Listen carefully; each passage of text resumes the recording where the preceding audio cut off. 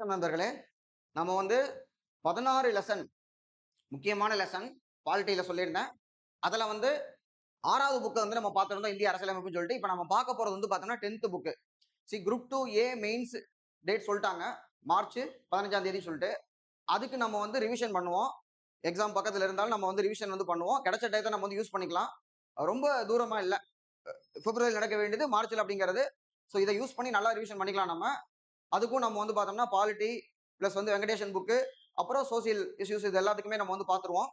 அப்புறம் பார்த்தோம்னா இது தமிழ்ல இருக்கு, தமிழ் எக்ஸ்பிளைன் பண்றேன். நிறைய பேர் இங்கிலீஷ்ல கேட்டிருந்தீங்க. எனக்கு அது புரியும். நானே பாதிக்கப்பட்டிருக்கேன். நானே நேரடியா பாதிக்கப்பட்டிருக்கேன். அதாவது லாங்குவேஜ் ப்ராப்ளம். நான் தமிழ் மீடியத்துல படிச்சுட்டு இங்கிலீஷ் டெக்ஸ்ட் லட்சுமிகாந்த் வாசிக்கிறதுக்கோ மத்த புக்கு படிக்கிறதுக்கு ரொம்ப கஷ்டப்பட்டிருக்கேன். என்சிஆர்டி படிக்கிறதுக்கெல்லாம். சோ அதனால இதே மாதிரி இங்கிலீஷ் டெக்ஸ்ட்டை வச்சு அதை தமிழ் எக்ஸ்பிளைன் பண்றேன் புரியுற மாதிரி. சோ அதை வந்து தனியா நான் பண்றேன். முதல்ல வந்து தமிழ்ல வந்து பார்ப்போம். அதுக்கப்புறம் இங்கிலீஷ் மீடியம் அவங்களுக்கும் நான் வந்து பார்த்தோம்னா இந்த லெசன்ஸ் அப்படியே இங்கிலீஷ்லயும் எக்ஸ்பிளைன் பண்ணி நான் சொல்றேன் நான். சோ இப்போ நம்ம வந்து கண்டென்ட்குள்ள போலாம். ஏற்கனவே நம்ம 6th புக்ல பார்த்த சில விஷயங்கள் இதுக்குள்ள இருக்கும். எக்ஸ்ட்ராவும் இருக்கும். இது ஃபவுண்டேஷன். அதாவது இதுல தரவா இருந்தோம்னா நம்மளால பாலிட்டிக் எந்த புக் கொடுத்தாலும் படிக்க முடியும். எந்த கேள்வி கேட்டாலும் ஈஸியா ஆன்சர் பண்ண முடியும்.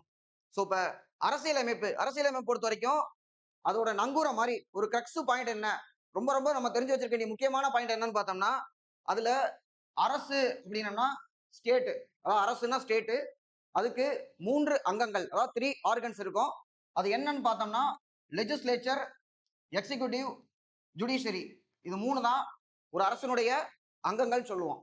அதாவது சட்டம் இயற்றுவது சட்டமன்றம் லெஜிஸ்லேச்சர், நடைமுறைப்படுத்துவது எக்ஸிகியூட்டிவ். இவங்க 2 பேர்த்தையும் கரெக்டா இருக்காங்களான்னு பாத்துக்க வேண்டியது ஜுடிஷியரி. ஒரு மன்னர் ஆட்சி காலத்துல பார்த்தோம்னா மன்னரே சட்டம் போடுவாரு, மன்னரே நடைமுறைப்படுத்துவார், அவரே நீதி வழங்குவார். நம்ம சிலப்பதிகாரத்துல பாண்டிய மன்னன் மாதிரி அவனே எல்லாம் பண்ணிடுவான். ஆனா அந்த மாதிரி இருந்ததுனால என்ன பிரச்சனையாச்சு? சிலப்பதிகாரத்திலேயே பார்த்தோம்னா மகாராணியோட சிலம்ப திருநவை கிடைச்சிட்டான்னு பொற்கொள்ளன் சொல்ல கூப்பிட்டு விசாரிக்கவே இல்லை. போற போக்குல அவனை கொண்டு சிலம்பு எடுத்துட்டான்னு சொல்லிட்டாப்ல. அப்ப திருட்டு ஒரு குற்றம், அந்த குற்றத்திற்கு மரண தண்டனை. அது யாரு பண்ணான்னு கூட கண்ணால பார்க்கல. அந்த மாதிரி ஒரு வாய்ப்பு இருக்கு இல்லையா? அப்ப அதிகாரம் ஒருத்தர்கிட்ட மட்டுமே இருக்கக்கூடாது, 3ஆ பிரிஞ்சிருக்கணும்.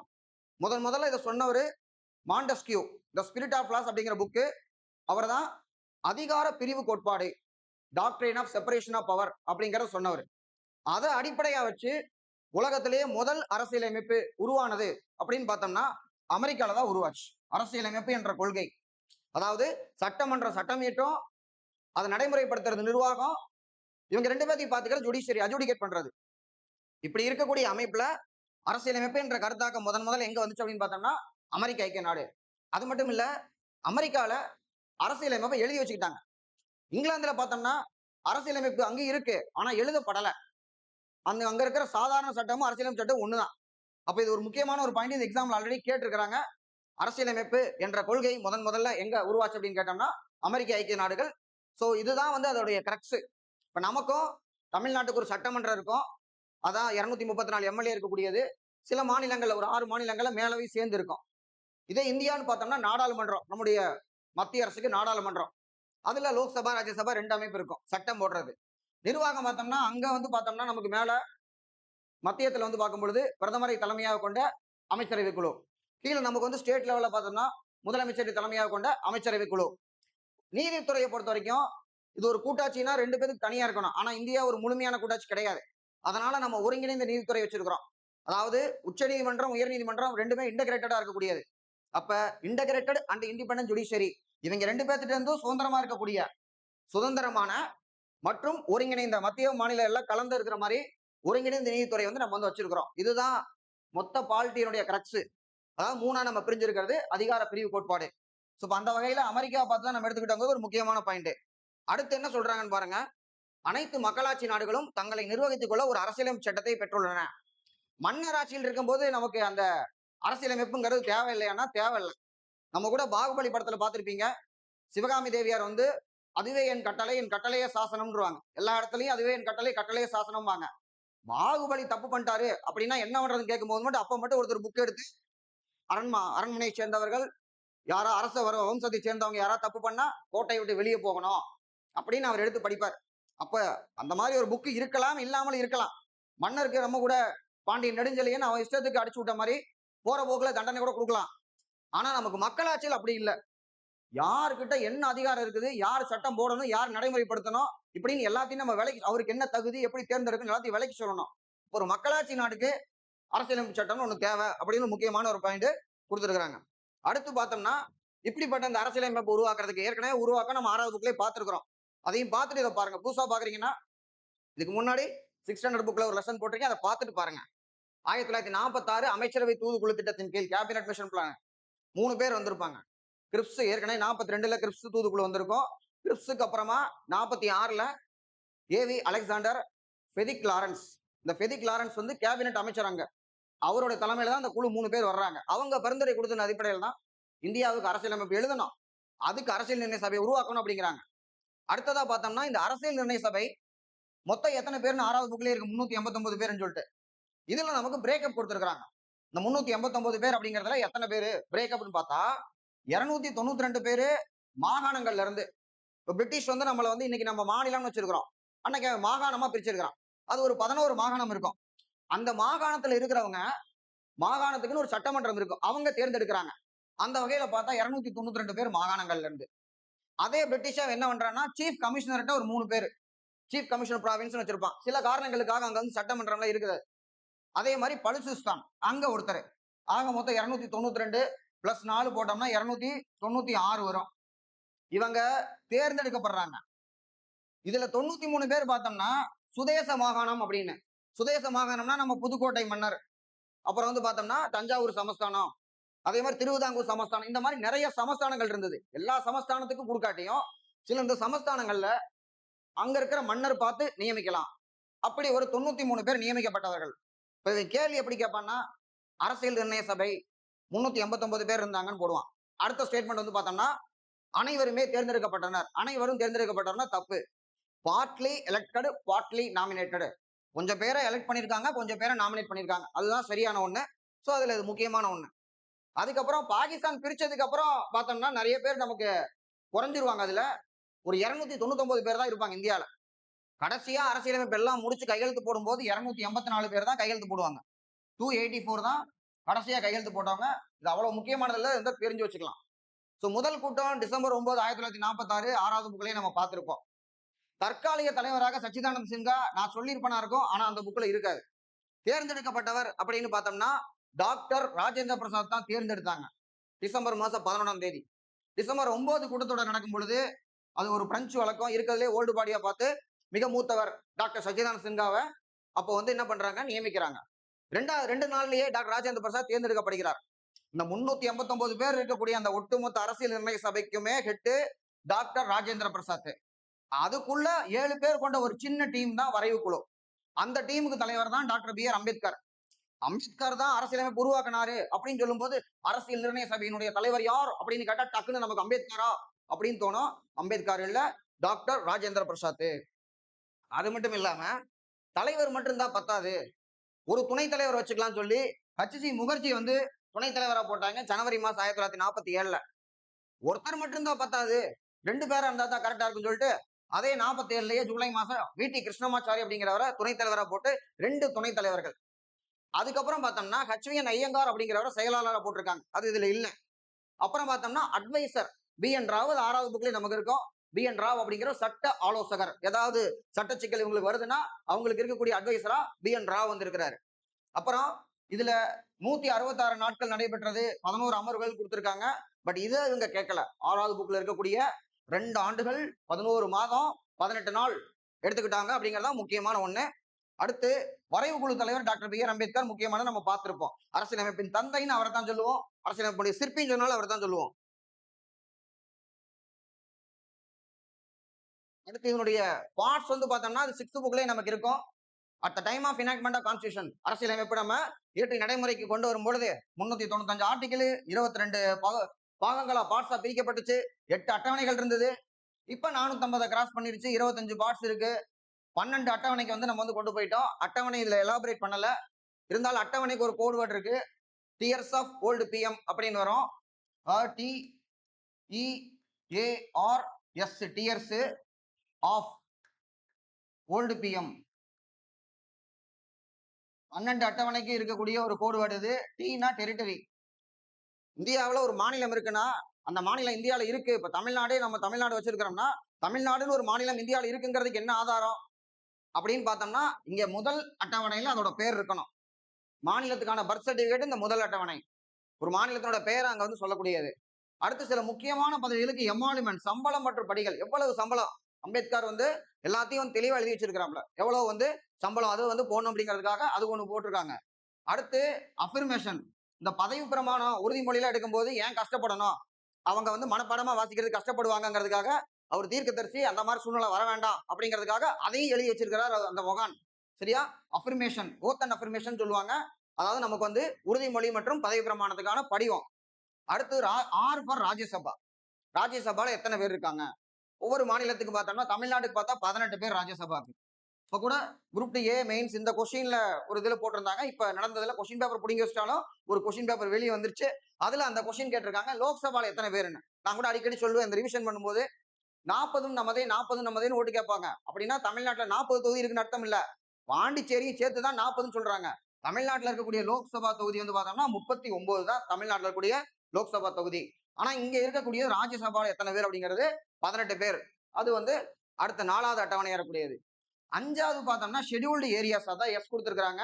6வது அதர் தென் அந்த ஷெட்யூல்டு ஏரியாஸ்.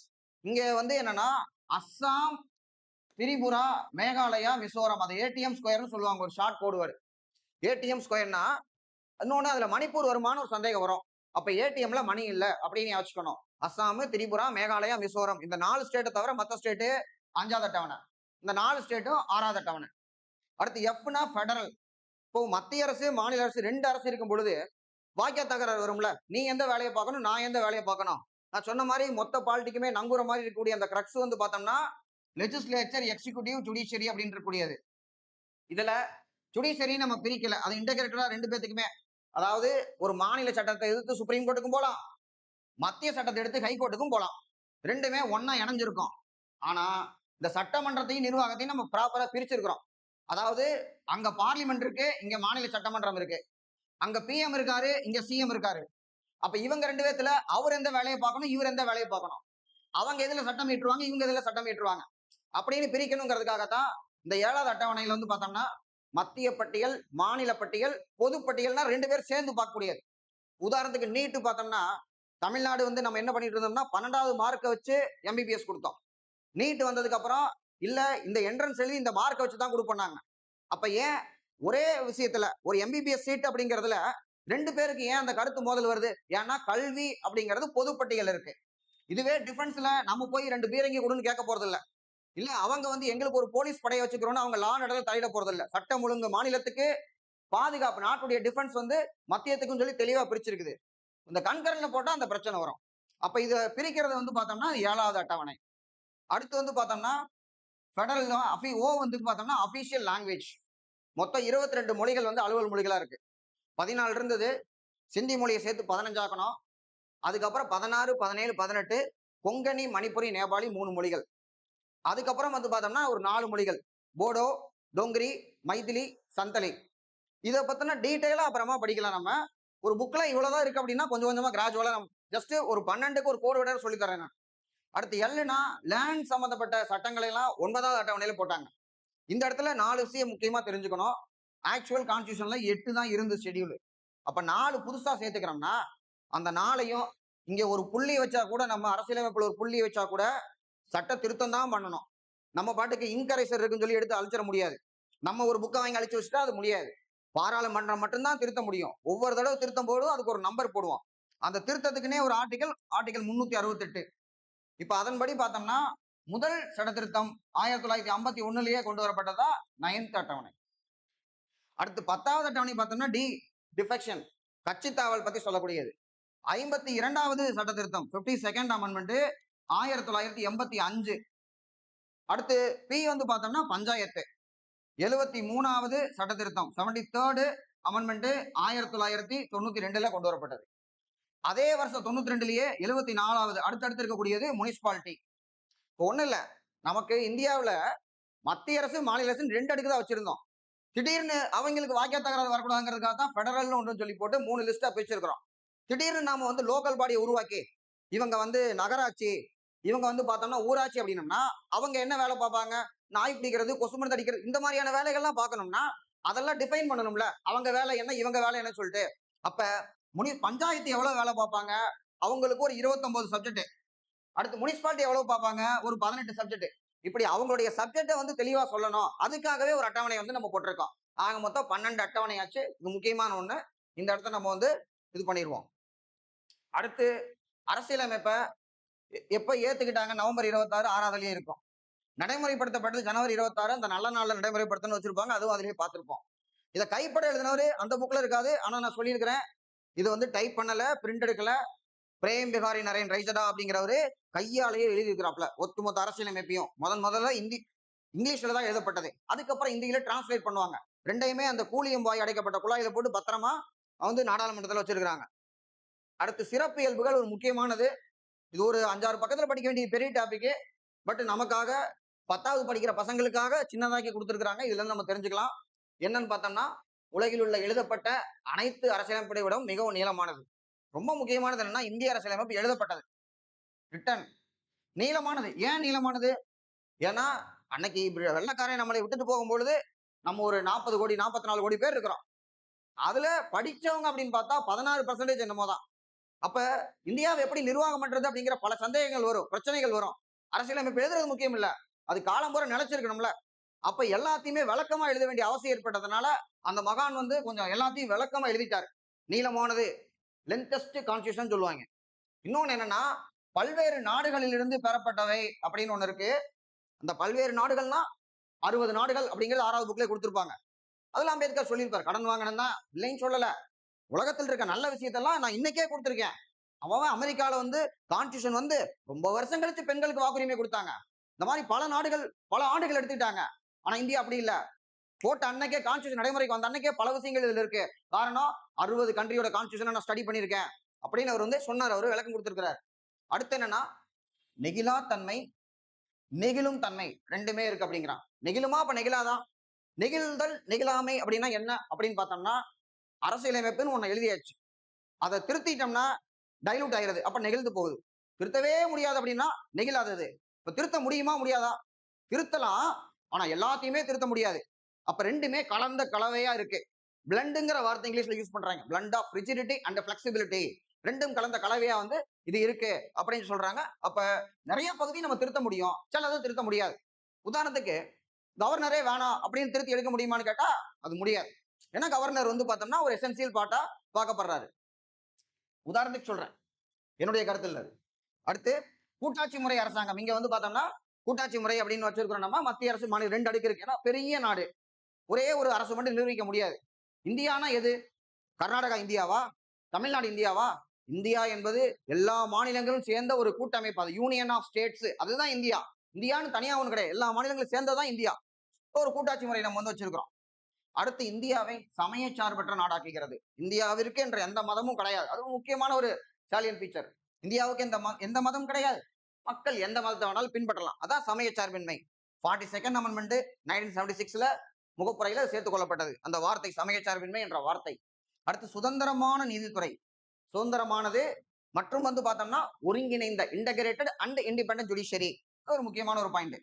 அடுத்து வந்து பார்த்தோம்னா வயது வந்தோர் வாக்குரிமை 326 அப்படின்னு ஒரு சின்ன கணக்கு போட்டோம்னா ஆர்டிகல் 326 கிடைச்சிரும். அதுதான் யுனிவர்சல் அடல்ட் பிரான்சஸ். 18 வயசான எல்லாருமே ஓட்டு போடலாம். அதுல வந்து பார்த்தோம்னா முன்னாடி எல்லாம் அது கிடையாது. இது இல்லைன்னா ஆச்சரியம். இப்ப நம்ம ஓட்டு போட்டுட்டு இருக்கோம். அந்த காலத்துல படிச்சவனுக்கு தான் ஓட்டு, சொத்து வச்சிருக்கவனுக்கு தான் ஓட்டு, சொத்து வரி கட்டுறவனுக்கு தான் ஓட்டு, பெண்களுக்கு ஓட்டு உரிமை இல்லாம இருந்தது. இப்ப பார்த்தோம்னா வயது வந்த ஒரு வாக்குரிமை. At the time of constitution came into force, அரசியலமைப்பு நடைமுறைக்கு வரும்போது 21 வயசு. அதுக்கப்புறம் அது 18 வயசா குறைக்கப்பட்டது. என்ன அமெண்ட்மெண்ட் எந்த வருஷங்கிறது போன வீடியோல சொல்லியிருப்பேன். அதை கமெண்ட்ல போட்டு விடுங்க. அடுத்து முகவுரை. முகவுரை வந்து பார்த்தோம்னா 6th லைட்டா சொல்லியிருப்பேன்.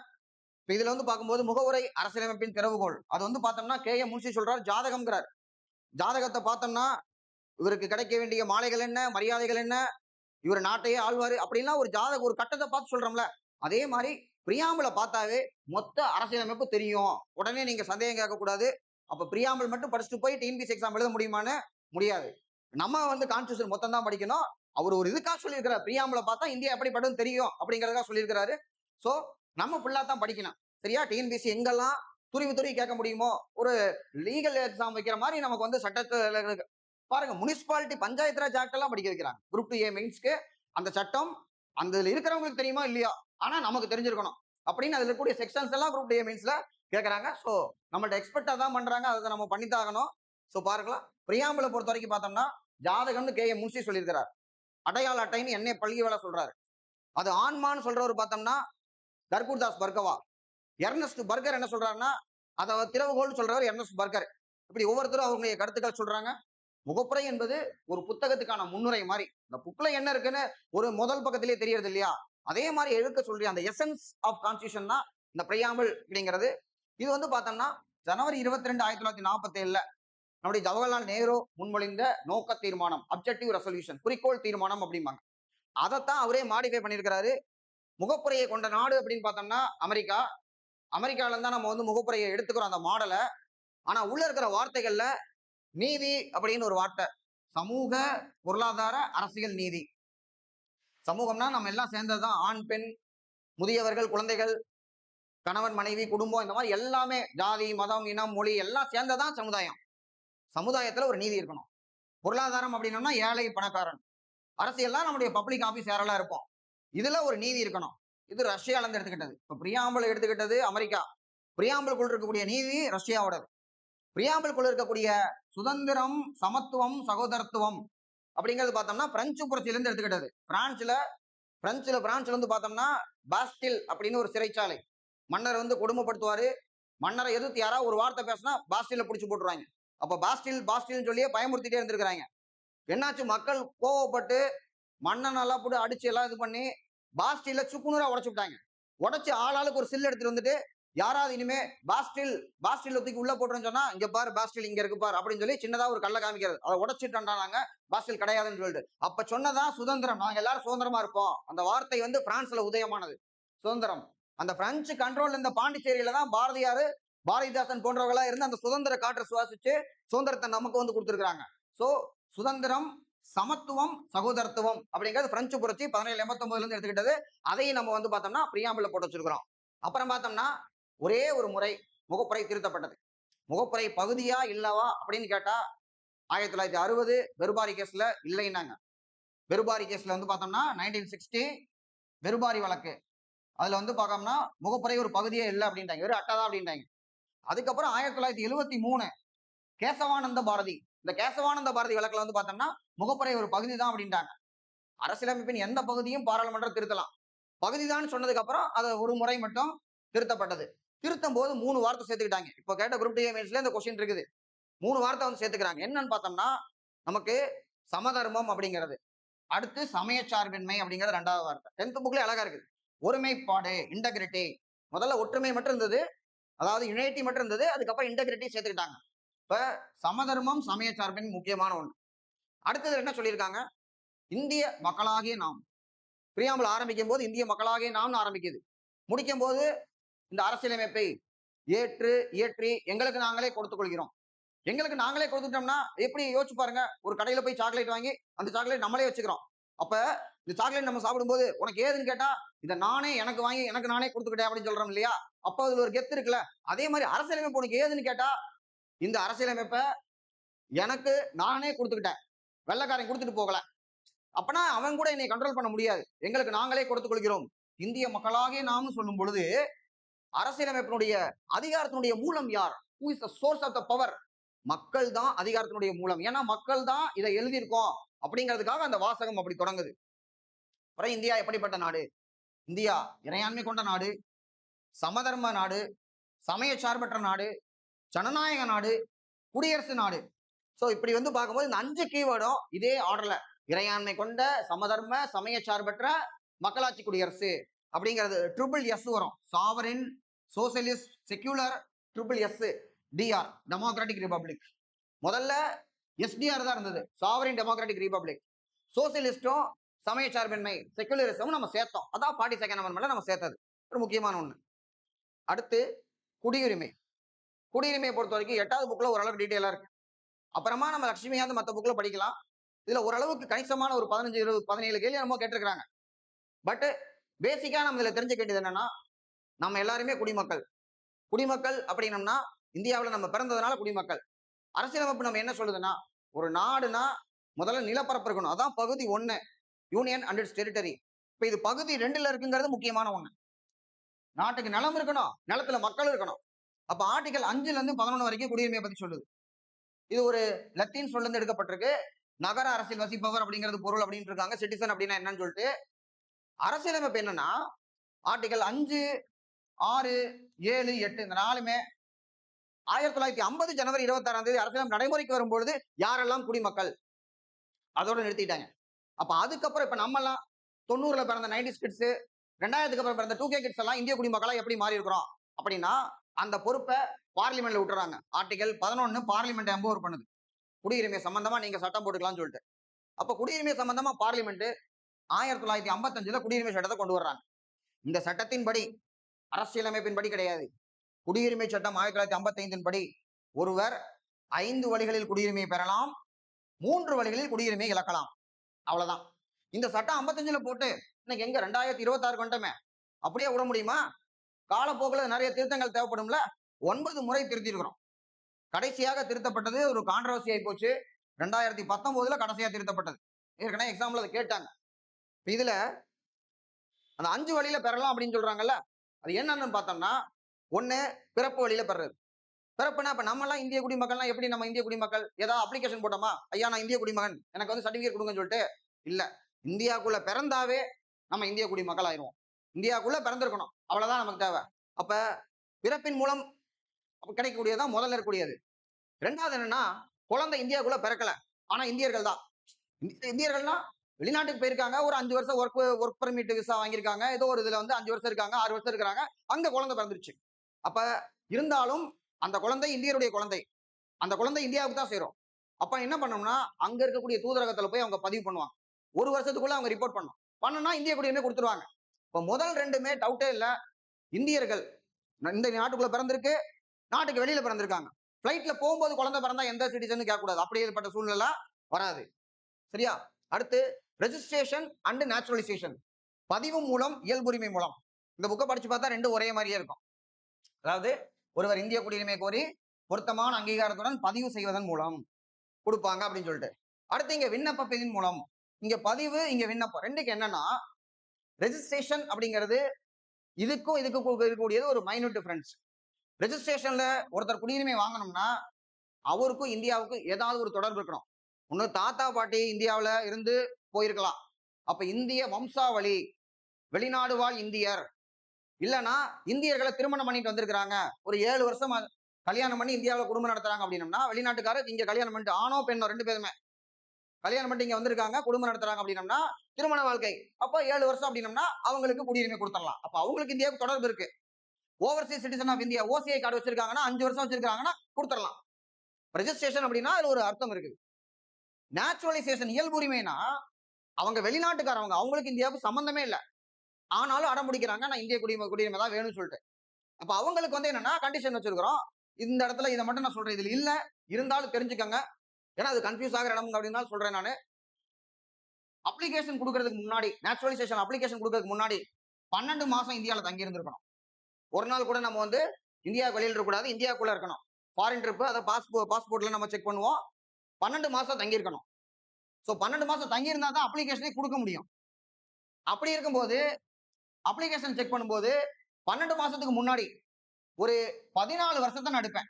12 மாசம்னா 1 வருஷம், அதுக்கு முன்னாடி 14 வருஷம்னா கிட்டத்தட்ட 2ஐயும் சேர்த்தா 15 வருஷம் ஆச்சு. அப்ப இந்த 14 வருஷத்துல 12 மாசம் நான் கண்டிப்பா இங்க இருந்திருக்கணும். இந்த 14 வருஷத்துல 11 வருஷம் நான் வந்து இந்தியாவில் இருந்திருக்கணும். இந்த 11 அப்படின்னு பார்த்தோம்னா ஒரு 3 மாசம் அங்க இருக்கேன், 3 மாசம் இங்க இருக்கிறேன், 6 மாசம் அங்க இருக்கிறேன், 6 மாசம் இங்க இருக்கிறேன், லண்டன் போனேன், சிங்கப்பூர் போனேன், பாரிஸ் போனேன், எங்க வேணாலும் போய்க்க. ஆனா 11 வருஷம் நீ வந்து நான் கூட்டி பார்த்தோம்னா இந்தியாவில் இருந்திருக்கணும். அப்பதான் இந்த நேச்சுரலைசேஷன் மூலமாக குடியுரிமை தர முடியும். இதை வந்து ரிலாக்ஸ் பண்ணதான் 2019ல ஒரு திருத்தம் வந்து பண்ணாங்க.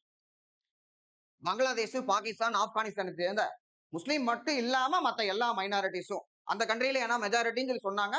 போராட்டம் வெடிச்சுது. கொரோனால போராட்டம் அப்படியே ஆஃப் ஆயிடுச்சு. அவங்களுக்கு வந்து பார்த்தோம்னா இந்த பீரியட் வந்து 11 ஆண்டுகள் என்பது 5 ஆண்டுகளாக குறைக்கப்பட்டது. இன்னொன்னு இல்லீகல் மைக்ரன்ஸ் போட்டாங்க. முறைப்படி இந்தியா வராம இல்லீகலா வந்தா கூட கொடுத்துடலாம் அப்படின்னு சொல்லி சொன்னாங்க. அதான் வந்து பிரச்சனையாச்சு. சோ இப்ப ஜெனரல் கண்டிஷன் பார்த்தோம்னா 12 மாசம் தொடர்ந்து தங்கி இருக்கணும்.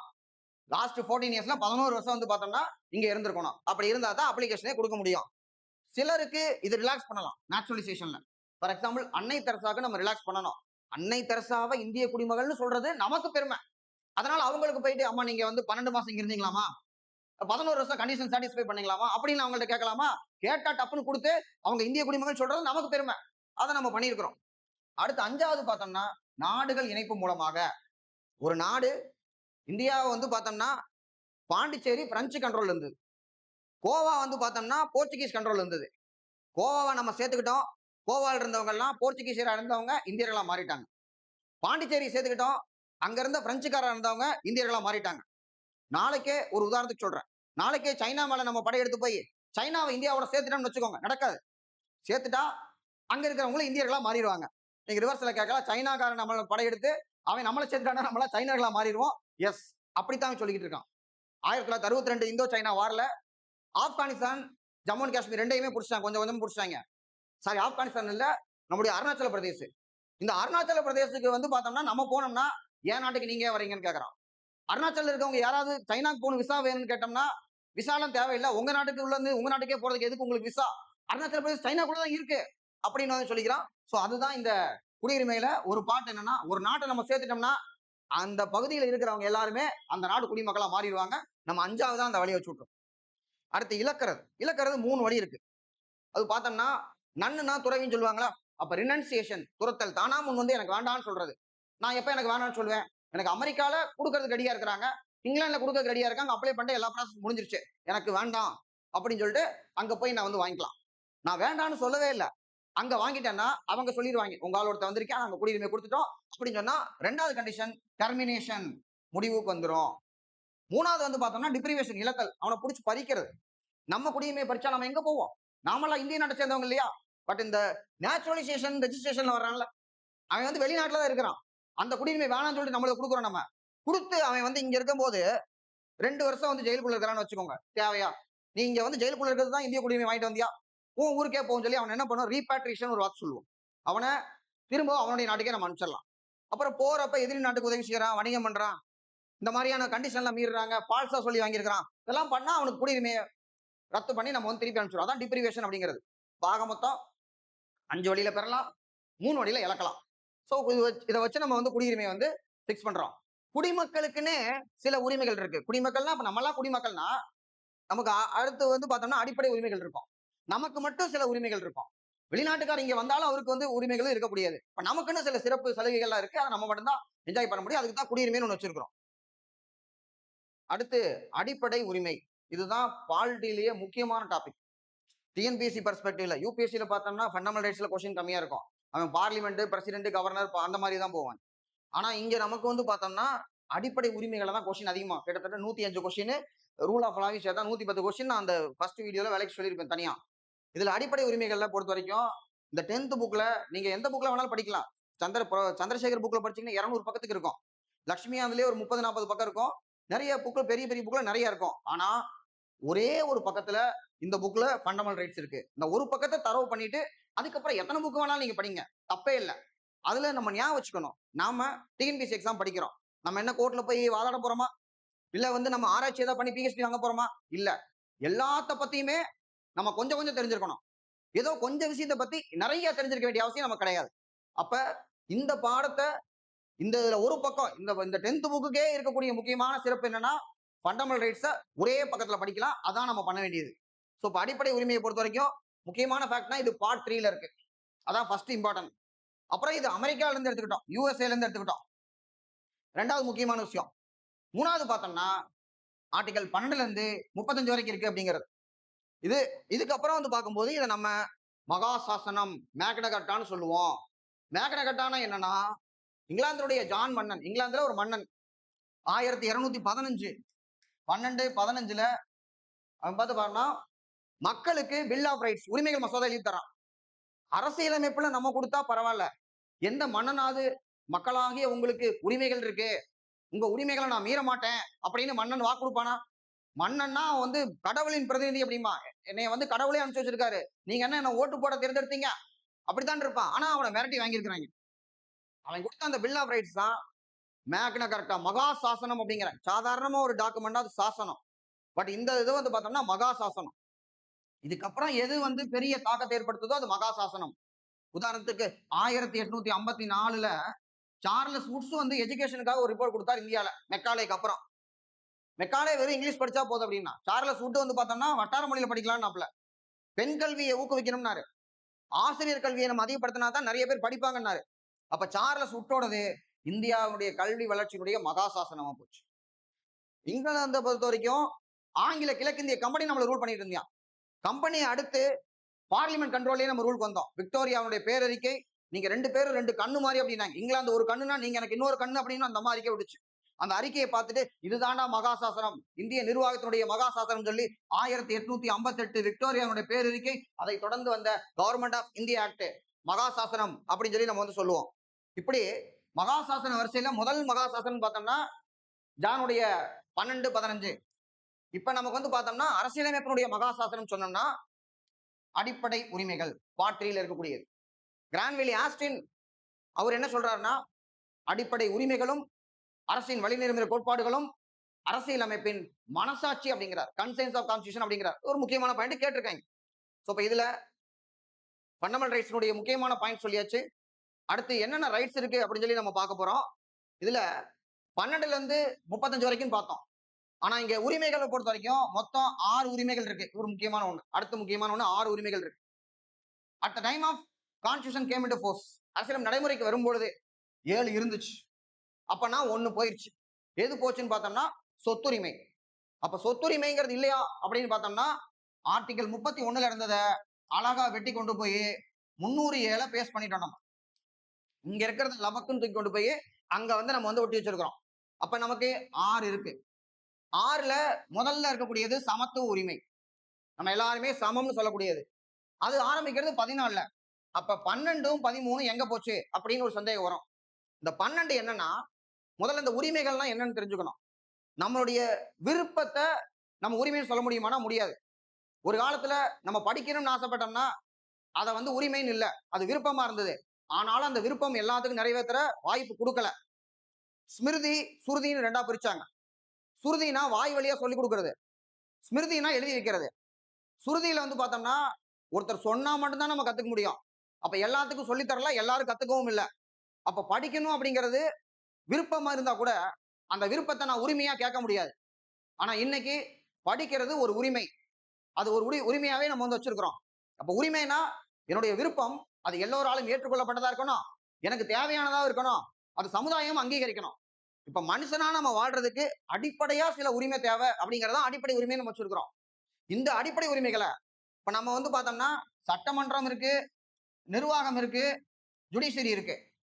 இதுல நான் சிலப்பதிகாரத்தை உதாரணமா சொன்ன ஆரம்பிக்கும் போது பாண்டிய மன்னன் வந்து பார்த்தோம்னா தவறான நீதி வழங்கினான்னு சொல்லிட்டு அவன் என்ன பண்ணா, தன்னுடைய சிலம்ப தன்னுடைய மனைவி மகாராணியருடைய சிலம்ப திருநவை கிடைச்சிட்டான்னு சொல்லி சொன்ன உடனே அவனை கொன்னு சிலம்பு எடுத்துட்டோம் அப்படின்னா, அப்ப இந்த இடத்துல திருட்டை குற்றமாக மாத்தியது சட்டமன்றத்தினுடைய வேலையை பார்த்தது மன்னன். அவனுக்கு வந்து பார்த்தோம்னா மரண தண்டனை விதிக்க வேண்டிய ஜட்ஜா இருந்து வேலை பார்த்தது அவன் தான். அதுக்கப்புறம் அவனை புடிச்சிட்டு வந்து முன்னாடி நிறுத்தி இருக்கணும்ல போலீஸ் வேலை, அந்த வேலையா இந்த இடத்துல காலியா இருக்கு. அப்ப எக்ஸிக்யூட்டிவ் மூணையுமே ஒரே ஆளே பார்த்திருக்கிறாப்ல. இப்ப மூணையுமே ஒரே ஆளே பார்த்ததுனாலதான் அங்க தப்பா போயிடுச்சு. அவன் திருடவும் இல்ல, அவன் தான் திருநாங்கிறதுக்கு எந்த ஒரு ஆதாரமே விசாரிக்கவும் இல்ல, எல்லாமே அந்த இடத்துல வந்து தப்பா போயிடுச்சு. அப்ப இந்த இடத்துல யார் தப்பு பண்றதுக்கு வாய்ப்பு இருக்கு? சட்டம் இயற்றக்கூடியது சட்டமன்றம், நடைமுறைப்படுத்துவது நிர்வாகம். அப்ப இவங்க 2 பேரும் எதுக்காக இருக்காங்க? மக்களுக்காக இருக்காங்க. அப்ப இவங்க பாண்டிய மன்னன் மாதிரி எந்த தவறும் பண்ணிடக்கூடாதுல.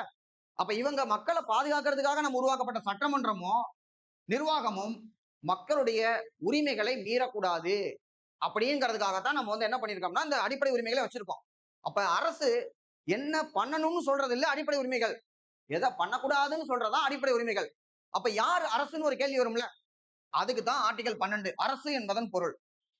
அந்த இடத்துல பாராளுமன்றம், மாநில சட்டமன்றம், மத்திய யூனியன்ல இருக்கக்கூடிய அங்க இருக்க எக்ஸிகியூட்டிவ் பிரதமர் அமைச்சரவை குழு, இங்க இருக்கக்கூடிய முதலமைச்சர் அமைச்சரவை குழு, அவங்க கண்ட்ரோல் இருக்கக்கூடிய கம்பெனி பிஎஸ்என்எல், பெல்லு, நம்ம கண்ட்ரோல் இருக்கக்கூடிய கம்பெனி டான்சி, சிப்காட், இது எல்லாமே அரசு என்ற பொருட்குள்ள வரும். இது எதுவுமே உரிமைகளை மீறக்கூடாது. அப்படி மீறினா நாம கோர்ட்டுக்கு போலாம், ஜுடிஷியரிக்கு போலாம். அப்ப இவங்க 2 பேரும் இவங்க வேலைய நம்மள உரிமை மீறக்கூடாதுன்னு சொல்லியிருக்காங்க. ஒருவேளை மீறிட்டா நம்ம வந்து உச்சநீதிமன்றத்துக்கே போலாம். அது ஆர்டிகல் 32. இதுதான் இந்த இடத்துல 12 டிஃபைன் பண்ணியிருக்காங்க. அடுத்து 13 என்னன்னா, சட்டம் என்பதன் பொருள். அது இங்க கொடுக்கல. சட்டம் என்பதன் பொருள் அப்படின்னா, சட்டமன்றம் தான் சட்டம் இயற்றுவாங்க. நிர்வாகம் போடக்கூடியது நம்முடைய மாநில அரசுன்னா ஜிஓ போடுறது, அரசாணை வெளியிடுவது.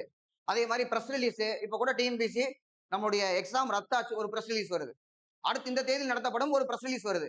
அப்ப பிரஸ் ரிலீஸ், நோட்டிபிகேஷன், மெமோரண்டம், இந்த மாதிரி அரசு கொடுக்கக்கூடிய எந்த ஒரு ஆவணமுமே சட்டம் என்ற பொருள்ல வரும். இந்த மாதிரி நீங்க, அதாவது அரசு அப்படிங்கிறது 12ல சொல்லியிருக்க அரசு 13ல அவங்க செய்யக்கூடிய வேலை மூலமாக நம்முடைய உரிமைகளை மீறக்கூடாது. இதுக்குதான் 12, 13 தலையில வச்சிருக்கிறாங்க. யாருன்னு சொல்லணும், அவங்க என்ன பண்ணுவாங்கன்னு சொல்லணும். அதை நீ பண்ணிடக்கூடாதுங்கிறதான் 14ல இருந்து நீ பண்ணக்கூடாதுன்னு சொல்றோம்.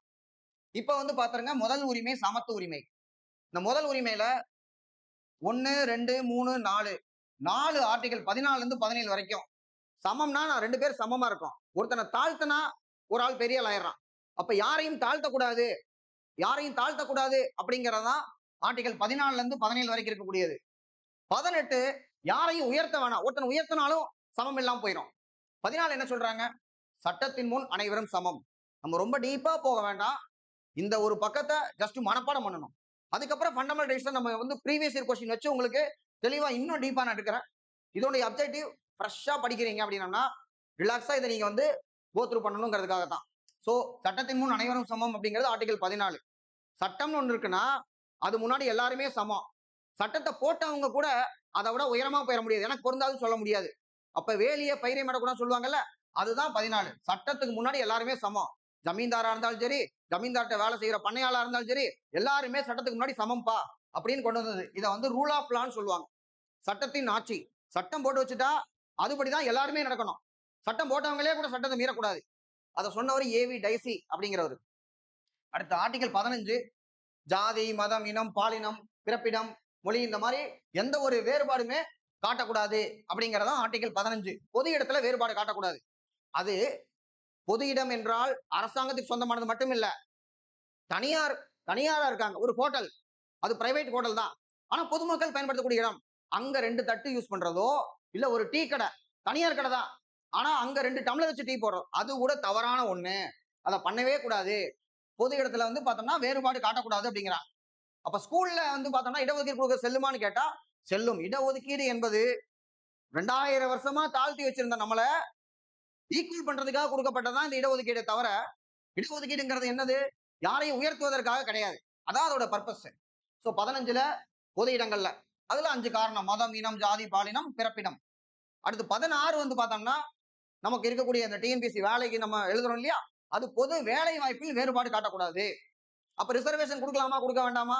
ரிசர்வேஷன் அப்படிங்கிறது காலங்காலமா நமக்கு இருந்த அந்த இன்இக்வாலிட்டியை சரி பண்றதுக்காக தான் ரிசர்வேஷன் கொடுக்கப்பட்டிருக்கு. அது நமக்கு ரிசர்வேஷன் அப்படிங்கிற டாபிக்கே தனியா நான் பேசுறேன். அதோடைய வரலாறு முத்தையா முதலியாரோட கோட்டா சிஸ்டத்துல இருந்து நமக்கு வரும், அதை நம்ம தனியா பார்ப்போம். சோ 16 எல்லாரும் சமம்னு சொல்றது, வேலை வாய்ப்புல சமம். 17 பார்த்தோம்னா தீண்டாமையை ஒழித்தல். தீண்டாமைனா தொடமாட்டேன்னு சொல்றது மட்டும் இல்ல, தீண்டாமை என்பது எந்த வடிவத்தில் இருந்தாலும், அது டீ கடையில 2 டம்ளர் சிஸ்டமா இருக்கலாம், இல்ல 2 தட்டு கான்செப்டா இருக்கலாம்.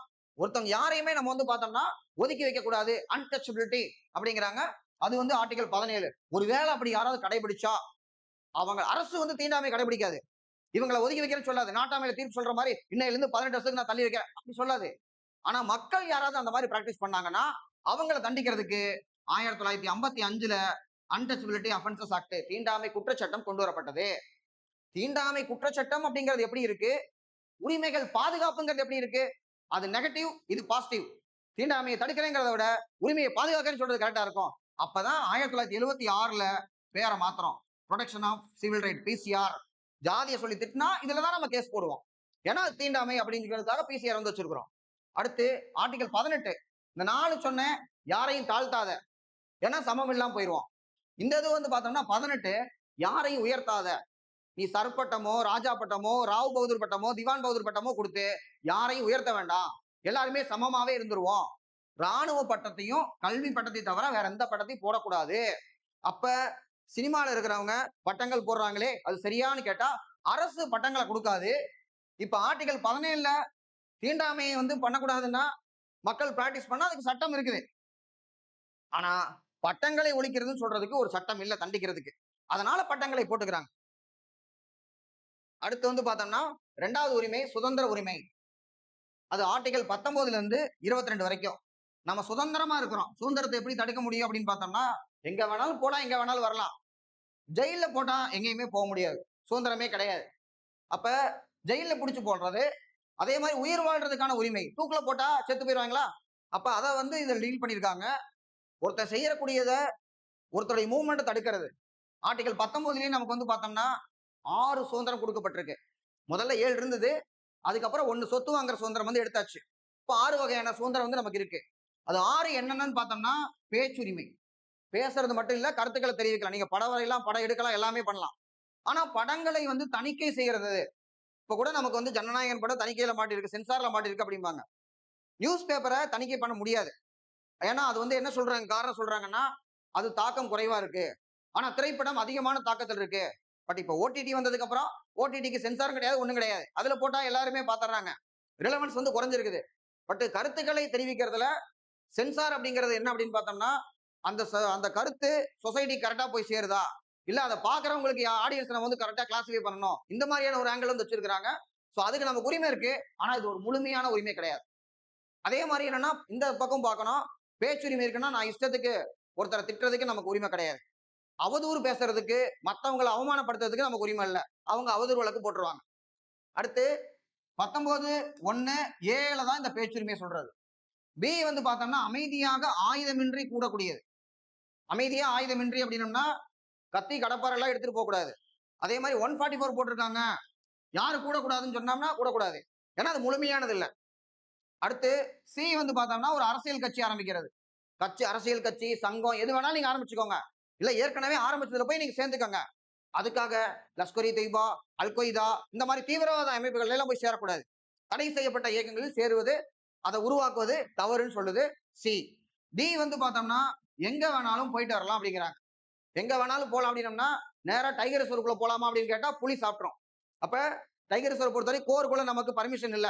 போகக்கூடாது. தடை செய்யப்பட்ட பகுதியில் நம்ம நுழைய முடியாது. நேரா சுப்ரீம் கோர்ட்டுக்குள்ள போயிட்டு எனக்கு எங்க வேணாலும் போலாம். இங்க பாருங்க 19 டி இருக்கு. பிரைம் மினிஸ்டர் பக்கத்துல தான் நான் உட்காருவேன். 19 டி படி நான் எங்க வேணாலும் போலாம். அவர் வீட்டுக்குள்ள நான் போயிட்டு வர்றேன். இதுக்கெல்லாம் உரிய அனுமதி வந்து வாங்கணும். அதே மாதிரி இ வந்து பார்த்தோம்னா, எங்க வேணாலும் வசிக்கலாம். எங்க வேணாலும் வசிக்கலாம்னா, காட்டுல போய் வீடு கட்டி நம்ம குடியேற முடியாது.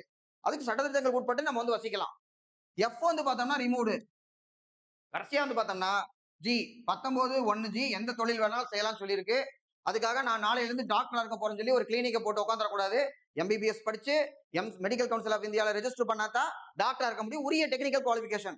கலெக்டர் ஆஃபீஸ் போயிட்டு கலெக்டர் சார் 19(1) பாருங்க உங்களுக்கு தெரியலன்னு நினைக்கிறேன். யார் வேணாலும் எந்த தொழில் வேணாலும் செய்யலாம்னு இருக்கு. இனிமே நான் கலெக்டரா இருந்துக்கலாம்னு நினைக்கிறேன்னு சொல்லி நம்ம பண்ண முடியும். அதுக்கு ஐஏஎஸ் எக்ஸாம் பாஸ் பண்ணி அதுக்கு நம்ம போஸ்டிங் போட்டு அப்பதான் உட்கார முடியும். அதே மாதிரி அரசு தனக்கென்று ஒரு தொழிலை ஒதுக்கி வச்சுக்கிச்சுன்னா அந்த தொழிலை நம்ம பண்ணக்கூடாது. ஃபார் எக்ஸாம்பிள் லிக்கர் பிசினஸ் தமிழ்நாட்டுல டாஸ்மாக் மட்டும் தான் பண்ணணும்னு சொல்லியிருக்காங்கன்னா அது மோனோபோலி ஆஃப் த கவர்மெண்ட். அதை வேற யாரும் பண்ணக்கூடாது.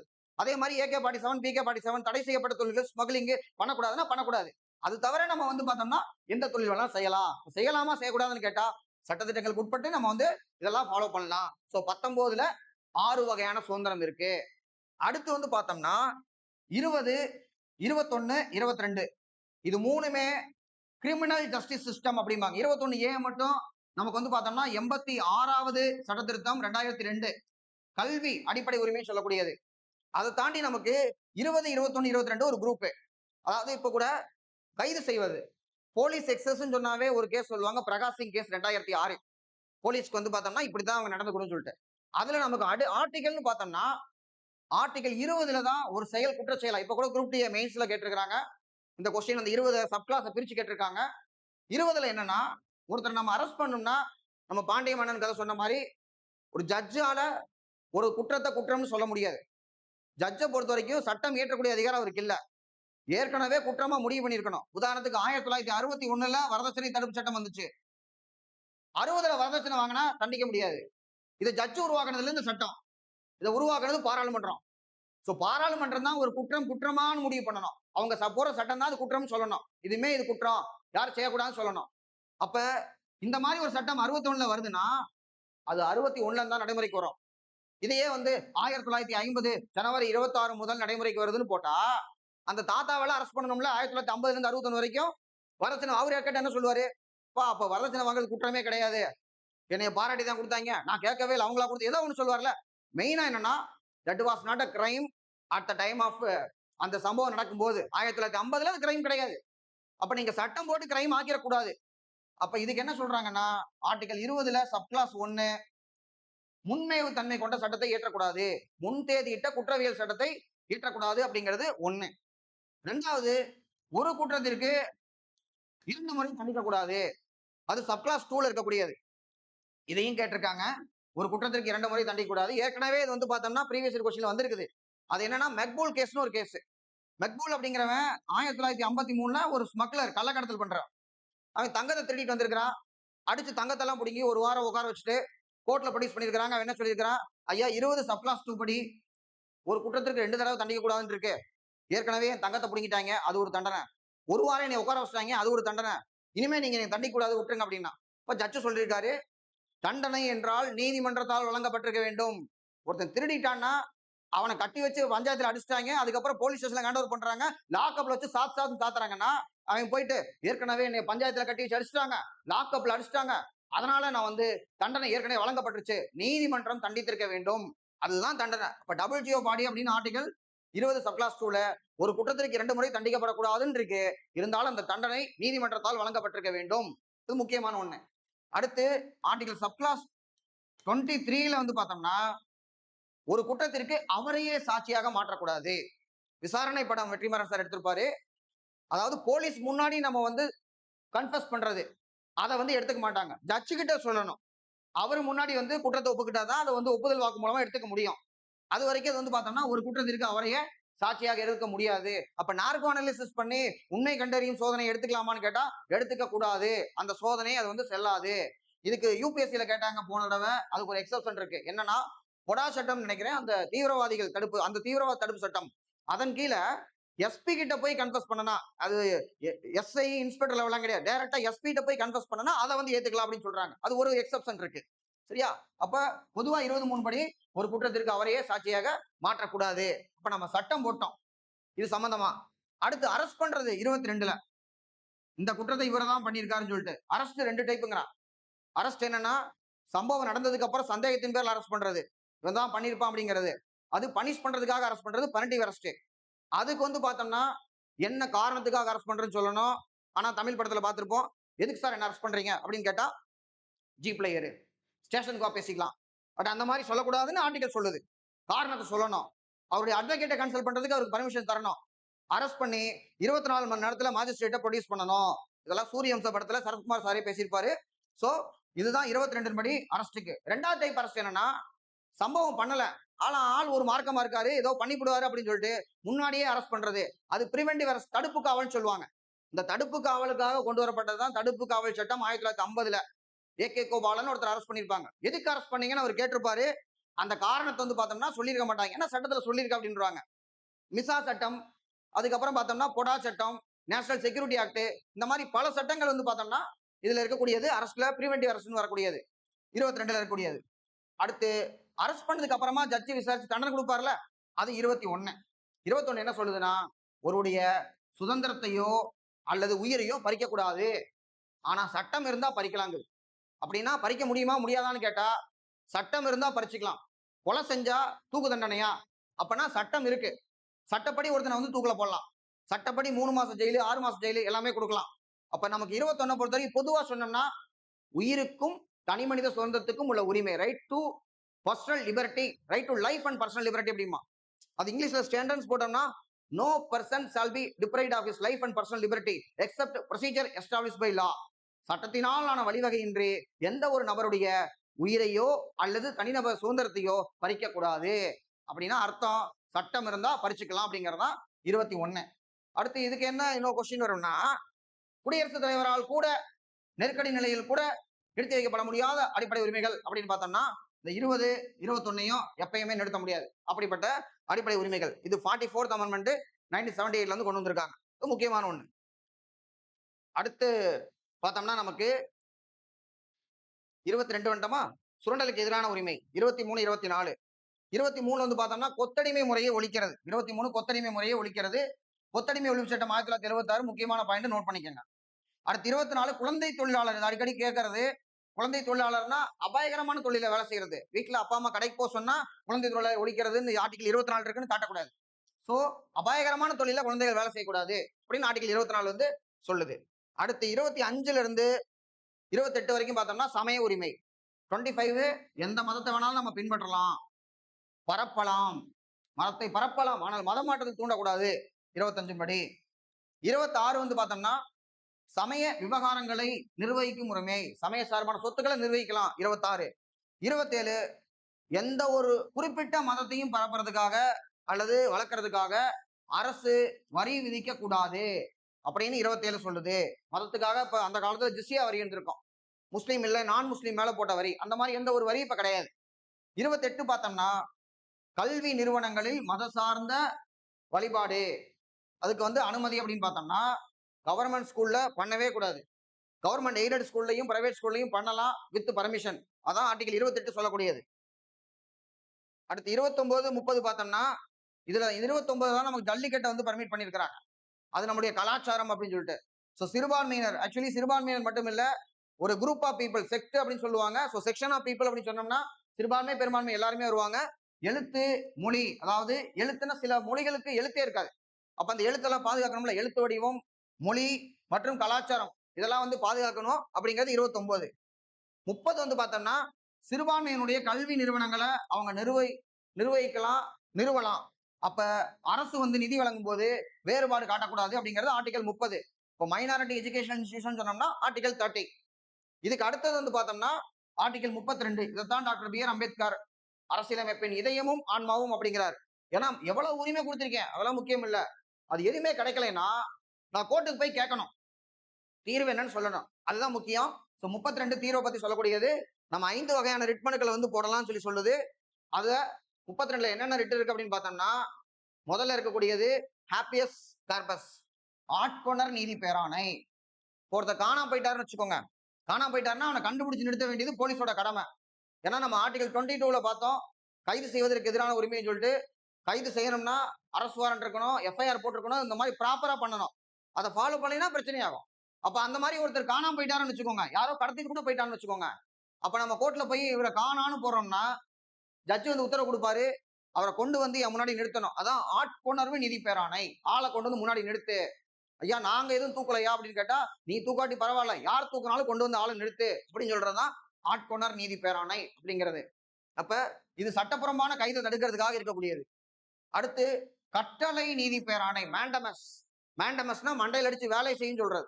ஒரு அரசு நிறுவனம் ஏதோ ஒரு நம்ம கோரிக்கை வச்சிருக்கிறோம்னா அந்த கோரிக்கையை வந்து வரைக்கும் ஒண்ணுமே பண்ணலான்னு கேட்டா, நான் அந்த மாதிரி மனு கொடுத்தேன், மனுக்கு பதிலே வரல, ஏதாவது ஒண்ணு பண்ண சொல்லுங்கன்னு சொன்னா கோர்ட் அப்ப உத்தரவு போடுவாங்க, அவர் கொடுத்த மனுவுக்கு தக்க நடவடிக்கை எடுங்க. இது அவர் கேட்டதை பண்ணி கொடுங்கன்னு சொல்றது இல்ல, அவர் கேட்டதுக்கு ஏதாவது ஒரு பதில் சொல்லு, ஒண்ணு முடியும் சொல்லு, முடியாது சொல்லு, ஏதாவது ஒண்ணு சொல்லு, அதுதான் மேண்டமஸ். அடுத்து வந்து பார்த்தோம்னா ப்ராகிபிஷன் அப்படின்னம்னா இந்த வேலையை நீ பண்ணக்கூடாது, ஆனா நீ பண்ணிட்டு இருக்க. உதாரணத்துக்கு ஒரு தேசிய பசுமை தீர்ப்பாயம் வச்சிருக்கிறோம், என்விரான்மெண்ட் கேஸ் அவங்க பார்க்கணும், அவங்க போய் கொலை கேஸ் விசாரிச்சாங்கன்னா உனக்கு அதுக்கு அதிகாரம் இருக்கா? அப்ப அதை நம்ம ஸ்டே பண்ணணும், அது ப்ராகிபிஷன். பண்ணியே முடிச்சிட்டாங்கன்னு வச்சுக்கோங்க, அவனுக்கு அதிகாரமே இல்லை, பண்ணி முடிச்சிட்டான், சம்பவம் நடந்துருச்சு, தண்டனையை கொடுத்துட்டாங்கன்னு கேட்டா அந்த டாக்குமெண்ட் எல்லாம் கொண்டா அதை செல்லாதுன்னு சொல்லு, அதான் செசோரரி, ஆவண கேட்பு நீதி பேராணை. வழக்கமா என்னன்னா இது ரெண்டையும் கிளப் பண்ணி போடுவாங்க. உதாரணத்துக்கு வந்து பார்த்தோம்னா கலைஞர் கருணாநிதி இறந்த போது அவருக்கு மெரினால இடம் வேணும் அப்படின்னு வந்து மனு வந்து அப்ப எதிர்கட்சி தலைவராக இருந்தாரு, இப்ப இருக்கக்கூடிய முதலமைச்சர். அப்ப இருந்த முதலமைச்சர் கொண்டு போய் அந்த மனுவை கொடுக்கவும் அதுக்கு பதிலா என்ன வந்துச்சுன்னா ஒரு பிரஸ் ரிலீஸ் வந்துச்சு தலைமைச் செயலாளர்கிட்ட இருந்து, இந்த மாதிரி மெரினால இடம் இல்ல, அதுக்கு தடையா இருக்கிறதே அவரு போட்ட சட்டம் தான், அதாவது முன்னாள் முதல்வர்களுக்கு வந்து மெரினால கிடையாது அப்படின்னு சொல்லவும் அதை எதிர்த்து என்ன பண்ணாங்கன்னா செஷோரிஃபைட், ஏன்னா அங்க உத்தரவு வந்துருச்சு, அப்ப அந்த ஆவணத்தை கேட்கணும், கேட்டுட்டு இவங்க வெறும் செஷோரிஃபை போடல, செஷோரிஃபைடு மாண்டமஸ், மெரினால இடம் இல்லைன்னு சொன்னதை ரத்து பண்ணுங்க, மெரினால இடம் கொடுத்து உத்தரவு கொடுங்க அப்படின்னு சொல்லி போட்டாங்க. அப்போ வந்து என்னன்னா இந்த ஆவணத்தை கேட்கும் போது நம்ம ஆர்டிகல் 13 கீழே சட்டம் இல்ல, அது வெறும் பிரஸ் ரிலீஸ், ஆர்டிகல் 13 கீழே சட்டம்ங்கிற டெஃபினிஷன்ல வரல அப்படின்னாங்க. அப்பமா கோர்ட்ல என்ன ஆர்கியூ பண்றாங்கன்னா நீங்க எது கொடுத்திருக்கீங்களோ அதுக்கு எதுதான வழக்கு போட முடியும், நீங்க சட்டம் போட்டா சட்டத்தை எதிர்த்து வந்திருப்போம், ஜீவோ போட்டிருந்தா ஜீவோ எதிர்த்து வந்திருப்போம், நீங்க கொடுத்தது பிரஸ் ரிலீஸ், அப்ப பிரஸ் ரிலீஸ் எடுத்து அவங்க வழக்கு போட்டிருக்காங்க கடைசியில இடம் கொடுத்துட்டாங்க, அதெல்லாம் உங்களுக்கு தெரியும். வரலாற்று சிறப்புமிக்கது. கடைசியா என்ன சொன்னாங்கன்னா, இடஒதுக்கீடுக்காக வாழ்நாள் முழுவதும் போராடியவர், வாழ்நாளுக்கு அப்புறமும் இடஒதுக்கீடுக்காக போராடினார் அப்படின்னு டைட்டில் போட்டு அடக்கம் பண்ணியாச்சு. அடுத்து இருக்கக்கூடியது தகுதி வினவு. கோவாரண்டோ அப்படிங்கிறது ஒரு பப்ளிக் ஆபீஸ். இப்ப கவர்மெண்ட்ல நம்ம பரீட்சை எழுதுறோம், வேலை வாங்குறோம். பரீட்சை எழுதாம ஒருத்தனை கூப்பிட்டு குரூப் 2, குரூப் ஏன்னு கொடுத்தோம்னா, குரூப் 1 கொடுத்துட்டோம்னா எப்படி நம்ம அலோவ் பண்ண முடியும்? அப்ப எந்த தகுதியின் அடிப்படையில் இவருக்கு இந்த வேலை அப்படின்னு கேட்கக்கூடியதான் கோவாரண்டோ அப்படின்னு. இந்த வகையால 5 வகையான ரிட் மனுக்கள் மூலமா நம்ம வந்து உரிமைகளை நிலைநாட்டுறதுக்காக நாம நீதிமன்றத்துக்கு போலாம்னு சொல்லியிருக்காங்க. அடுத்து 31 ஆர்டிகல் 31 வந்து பார்த்தோம்னா சொத்துரிமை, அதை ரிமூவ் பண்ணியாச்சு. இப்ப 307 இருக்கு. 44th அமெண்ட்மென்ட் 1978 முக்கியமான பாயிண்ட். அடுத்தது வந்து பார்த்தோம்னா அடிப்படை உரிமைகளை நிறுத்தி வைத்தல். இந்த அடிப்படை உரிமைகள் எப்பவுமே இருக்காது. ஆர்டிகல் 352ல எமர்ஜென்சி, அவசர காலத்துல வந்து பார்த்தோம்னா நிறுத்தி வைக்கலாம். அதுலயும் குறிப்பா ஆர்டிகல் 19 ஆட்டோமேட்டிக்கா சஸ்பெண்ட் ஆயிரும். எப்ப அப்படின்னு பார்த்தோம்னா இந்த நெருக்கடி 3 காரணத்துக்காக வரும். அது வந்து பார்த்தோம்னா நமக்கு போரு, வெளிநாட்டு ஆக்கிரமிப்பு. இந்த போரு, வெளிநாட்டு ஆக்கிரமிப்பு, உள்நாட்டு கலவரம் இருந்தது, ஆயுதம் தாங்கி கிளர்ச்சின்னு மாத்தியாச்சு. இந்த போரும் வெளிநாட்டு ஆக்கிரமிப்பும் அந்த காரணத்துக்காக எமர்ஜென்சி போட்டாங்கன்னா, போட்ட உடனே 19 காலியாகி போயிடும் அப்படின்னு சொல்லக்கூடிய ஆர்டிகல் 358 உடனே போயிரும் சொல்லிட்டு. மத்ததையும் பிரசிடென்ட் வந்து நிறுத்தி வைக்கலாம். அது 359 அவருக்கு அந்த அதிகாரத்தை வந்து கொடுக்குது. இதுல 20, 21 மட்டும் நிறுத்தவே முடியாது அப்படின்னு சொல்லக்கூடியது 44th அமெண்ட்மென்ட்ல அவர் சொல்லியிருக்கிறாங்க. அடுத்து வந்து பார்த்தோம்னா டிபிஎஸ்பி, அரசின் வழி நெறிமுறை கோட்பாடுகள். இதுக்கு வந்து பார்த்தோம்னா கொஞ்சம் தான் கொடுத்துருக்காங்க. ஏன்னா இந்த பாடம் வந்து மொத்தமா கான்ஸ்டியூஷனை பத்தி எலாபரேட் பண்றதை தவிர மொத்த கான்ஸ்டியூஷன் கிடையாது. சோ டிபிஎஸ்பியில முக்கியமானது என்னன்னா, இதை நம்ம அயர்லாந்துல இருந்து எடுத்துக்கிட்டோம் அப்படிங்கிறது முக்கியமான ஒண்ணு. அடுத்து பகுதி 4 இருக்கு. ஆர்டிகல் 36 to 51 அப்படிங்கிறது முக்கியமான ஒண்ணு. அடிப்படை உரிமைகள் மாதிரி இது வந்து கட்டாயமா அரசு பண்ணக்கூடாதுன்னு சொல்லக்கூடிய நெகட்டிவானது கிடையாது. அரசு என்ன பண்ணணும்னு சொல்றது. இது எல்லாமே முயல், முயல வேண்டும், முயல வேண்டும், முயல வேண்டும், முயலா இருக்கும் பூரா. அந்த முயல் பண்ணலாம், பண்ணாமலும் இருக்கலாம். இப்ப நம்ம அடிப்படை உரிமைகள் மீறிட்டா கோர்ட்டுக்கு போய் ஐயா மீறிட்டாங்க அப்படின்னு நம்ம சுப்ரீம் கோர்ட்டுக்கு போலாம். இல்ல 226 கீழே ஹை கோர்ட்டுக்கும் போலாம். ஆனா டிபிஎஸ்பிக்கு எதிர்த்து நம்மளால போக முடியாது. ஏன்னா அங்க இருக்கிறதெல்லாம் நம்முடைய முன்னோர்களுடைய ஆசை. ஆனா காசு இல்ல. என்ன பண்றது? எல்லாத்தையும் உரிமையா கொடுக்க முடியல. அதனாலதான் என்ன பண்ணிட்டாங்கன்னா டிபிஎஸ்பியில எந்த கட்சி ஆட்சிக்கு வந்தாலும் அந்த கட்சி பாலிசி மேக்கிங் அப்ப நம்ம மைண்ட்ல வச்சுக்கணும். இப்ப நான் வந்து பார்த்தோம்னா ஆர்டிகல் அடிப்படை உரிமைகள் மீறப்பட்டுச்சுன்னா ஆர்டிகல் 32 படி நம்ம எங்க போலாம்னா உச்சநீதிமன்றத்துக்கு போலாம். அப்ப இது எப்படின்னா அந்த காலத்துல மாணிக்க கல்லா இருக்கிற அதை வந்து பாம்பு பார்த்துட்டு இருக்கும். யாராவது மாணிக்கத்தை தொட்டா டப்புன்னு கொத்திரும். மாணிக்க கொடுக்கறது முக்கியம் இல்ல. அதை யார் அபகரிக்க பார்த்தா அதை கொத்துறதுக்கு பாம்பு இருக்கணும்ல, அதான் முக்கியம். அப்ப இந்த ஆர்டிகல் 32ங்கிறது ஒரு பாம்பு மாதிரி. சுப்ரீம் கோர்ட்டுக்கே நம்ம போலாம், கொத்திக்கலாம். குட்டி பாம்பு இருக்கு, அது 226 ஹைகோர்ட்டுக்கு போலாம் அப்படிங்கிறது. ஆனா இங்க டிபிஎஸ்பியை பொறுத்த வரைக்கும் இதுல சொல்லியிருக்காங்க. ஆனா இதை செய்யலைன்னா நம்மளால கோர்ட்ல போய் இதை ஏன் செய்யல, எனக்கு வேலை தரல, சாப்பாடு போடல, அதை பண்ணல, இதை பண்ணல, இதுக்குள்ள இருக்கிறது எதையுமே நம்ம கேட்க முடியாது. ஏன் செய்யலையும் நம்ம கேட்க முடியாது. அப்ப டாக்டர் B.R. அம்பேத்கர் கேட்கறாங்க, ஐயா இதுக்கு 2 பாம்பு விட்டுருக்கீங்களே, இதுக்கு எதுவும் பாம்பு இல்லையாண்டு. இதுக்கு அவர் என்ன சொல்லியிருக்கிறாருன்னா, அதுக்கு நீ கோர்ட்டுக்கு போய் உனக்கு தீர்வு கிடைக்கும். இத வந்து பண்ணலைன்னா எந்த கட்சி உனக்கு பண்ணலையோ அந்த கட்சியை நீ தேர்தலில் தேர்ந்தெடுக்காத, அந்த பாம்பே நீதான். 5 ஆண்டுகளுக்கு ஒரு முறை ஓட்டு போடுவையில அப்ப வந்து நீ வந்து அவங்களுக்கு தேர்ந்தெடுக்காத அப்படின்னு அவர் சொல்லியிருக்கிறார். சோ இதுல முக்கியமானது என்னன்னா, இந்த டிபிஎஸ்பி அரசின் வழிநெறிமுறை கோட்பாடுகளை 3ஆ நம்ம பிரிச்சு வச்சிருக்கிறோம். அரசியலும் பிரிக்கல. சமதர்ம, அதாவது சோசியலிஸ்ட் பிரின்சிபல், காந்திய கொள்கைகள், அப்புறம் லிபரல் இன்டலெக்சுவல் சொல்லுவாங்க, தாராள அறிவு சார்ந்தவை அப்படின்னு 3 கிளாசிபிகேஷன் நம்ம பிரிச்சிருக்கிறோம். உதாரணத்துக்கு சொத்தெல்லாம் எல்லாத்துக்கும் பங்கி தரணும்னு சொன்னா இது சமதர்ம கோட்பாடு. மதுவிலக்கு அமல்படுத்தணும், யார் குடிக்கவே கூடாதுன்னு சொன்னா அது காந்தியன் கோட்பாடு. அதுக்கப்புறம் பார்த்தோம்னா லிபரல் இன்டலெக்சுவல்ல நிர்வாகம், நீதித்துறை பிரிஞ்சிருக்கணும், பன்னாட்டு அமைதியை நம்ம பேணணும் அப்படின்லாம் சொன்னோம்னா அது லிபரல் இன்டலெக்சுவல். இப்படி நம்மளா பிரிச்சு வச்சிருக்கிறோம்.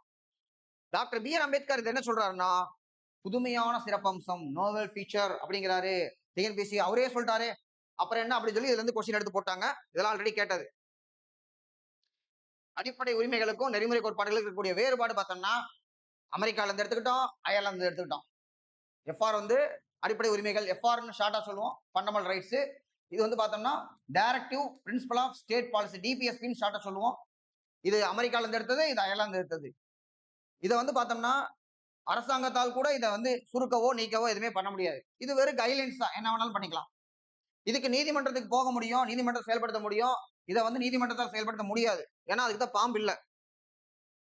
இது வந்து பார்த்தோம்னா சட்ட ஒப்புதலை பெற்றவை. அங்க வந்து லீகலா இருக்கக்கூடியது. இது வந்து பார்த்தோம்னா சட்டம் லீகலா கிடையாது. அது வந்து மோரல் தான். மைண்ட்ல வச்சுக்கணும் அவ்வளவுதான்.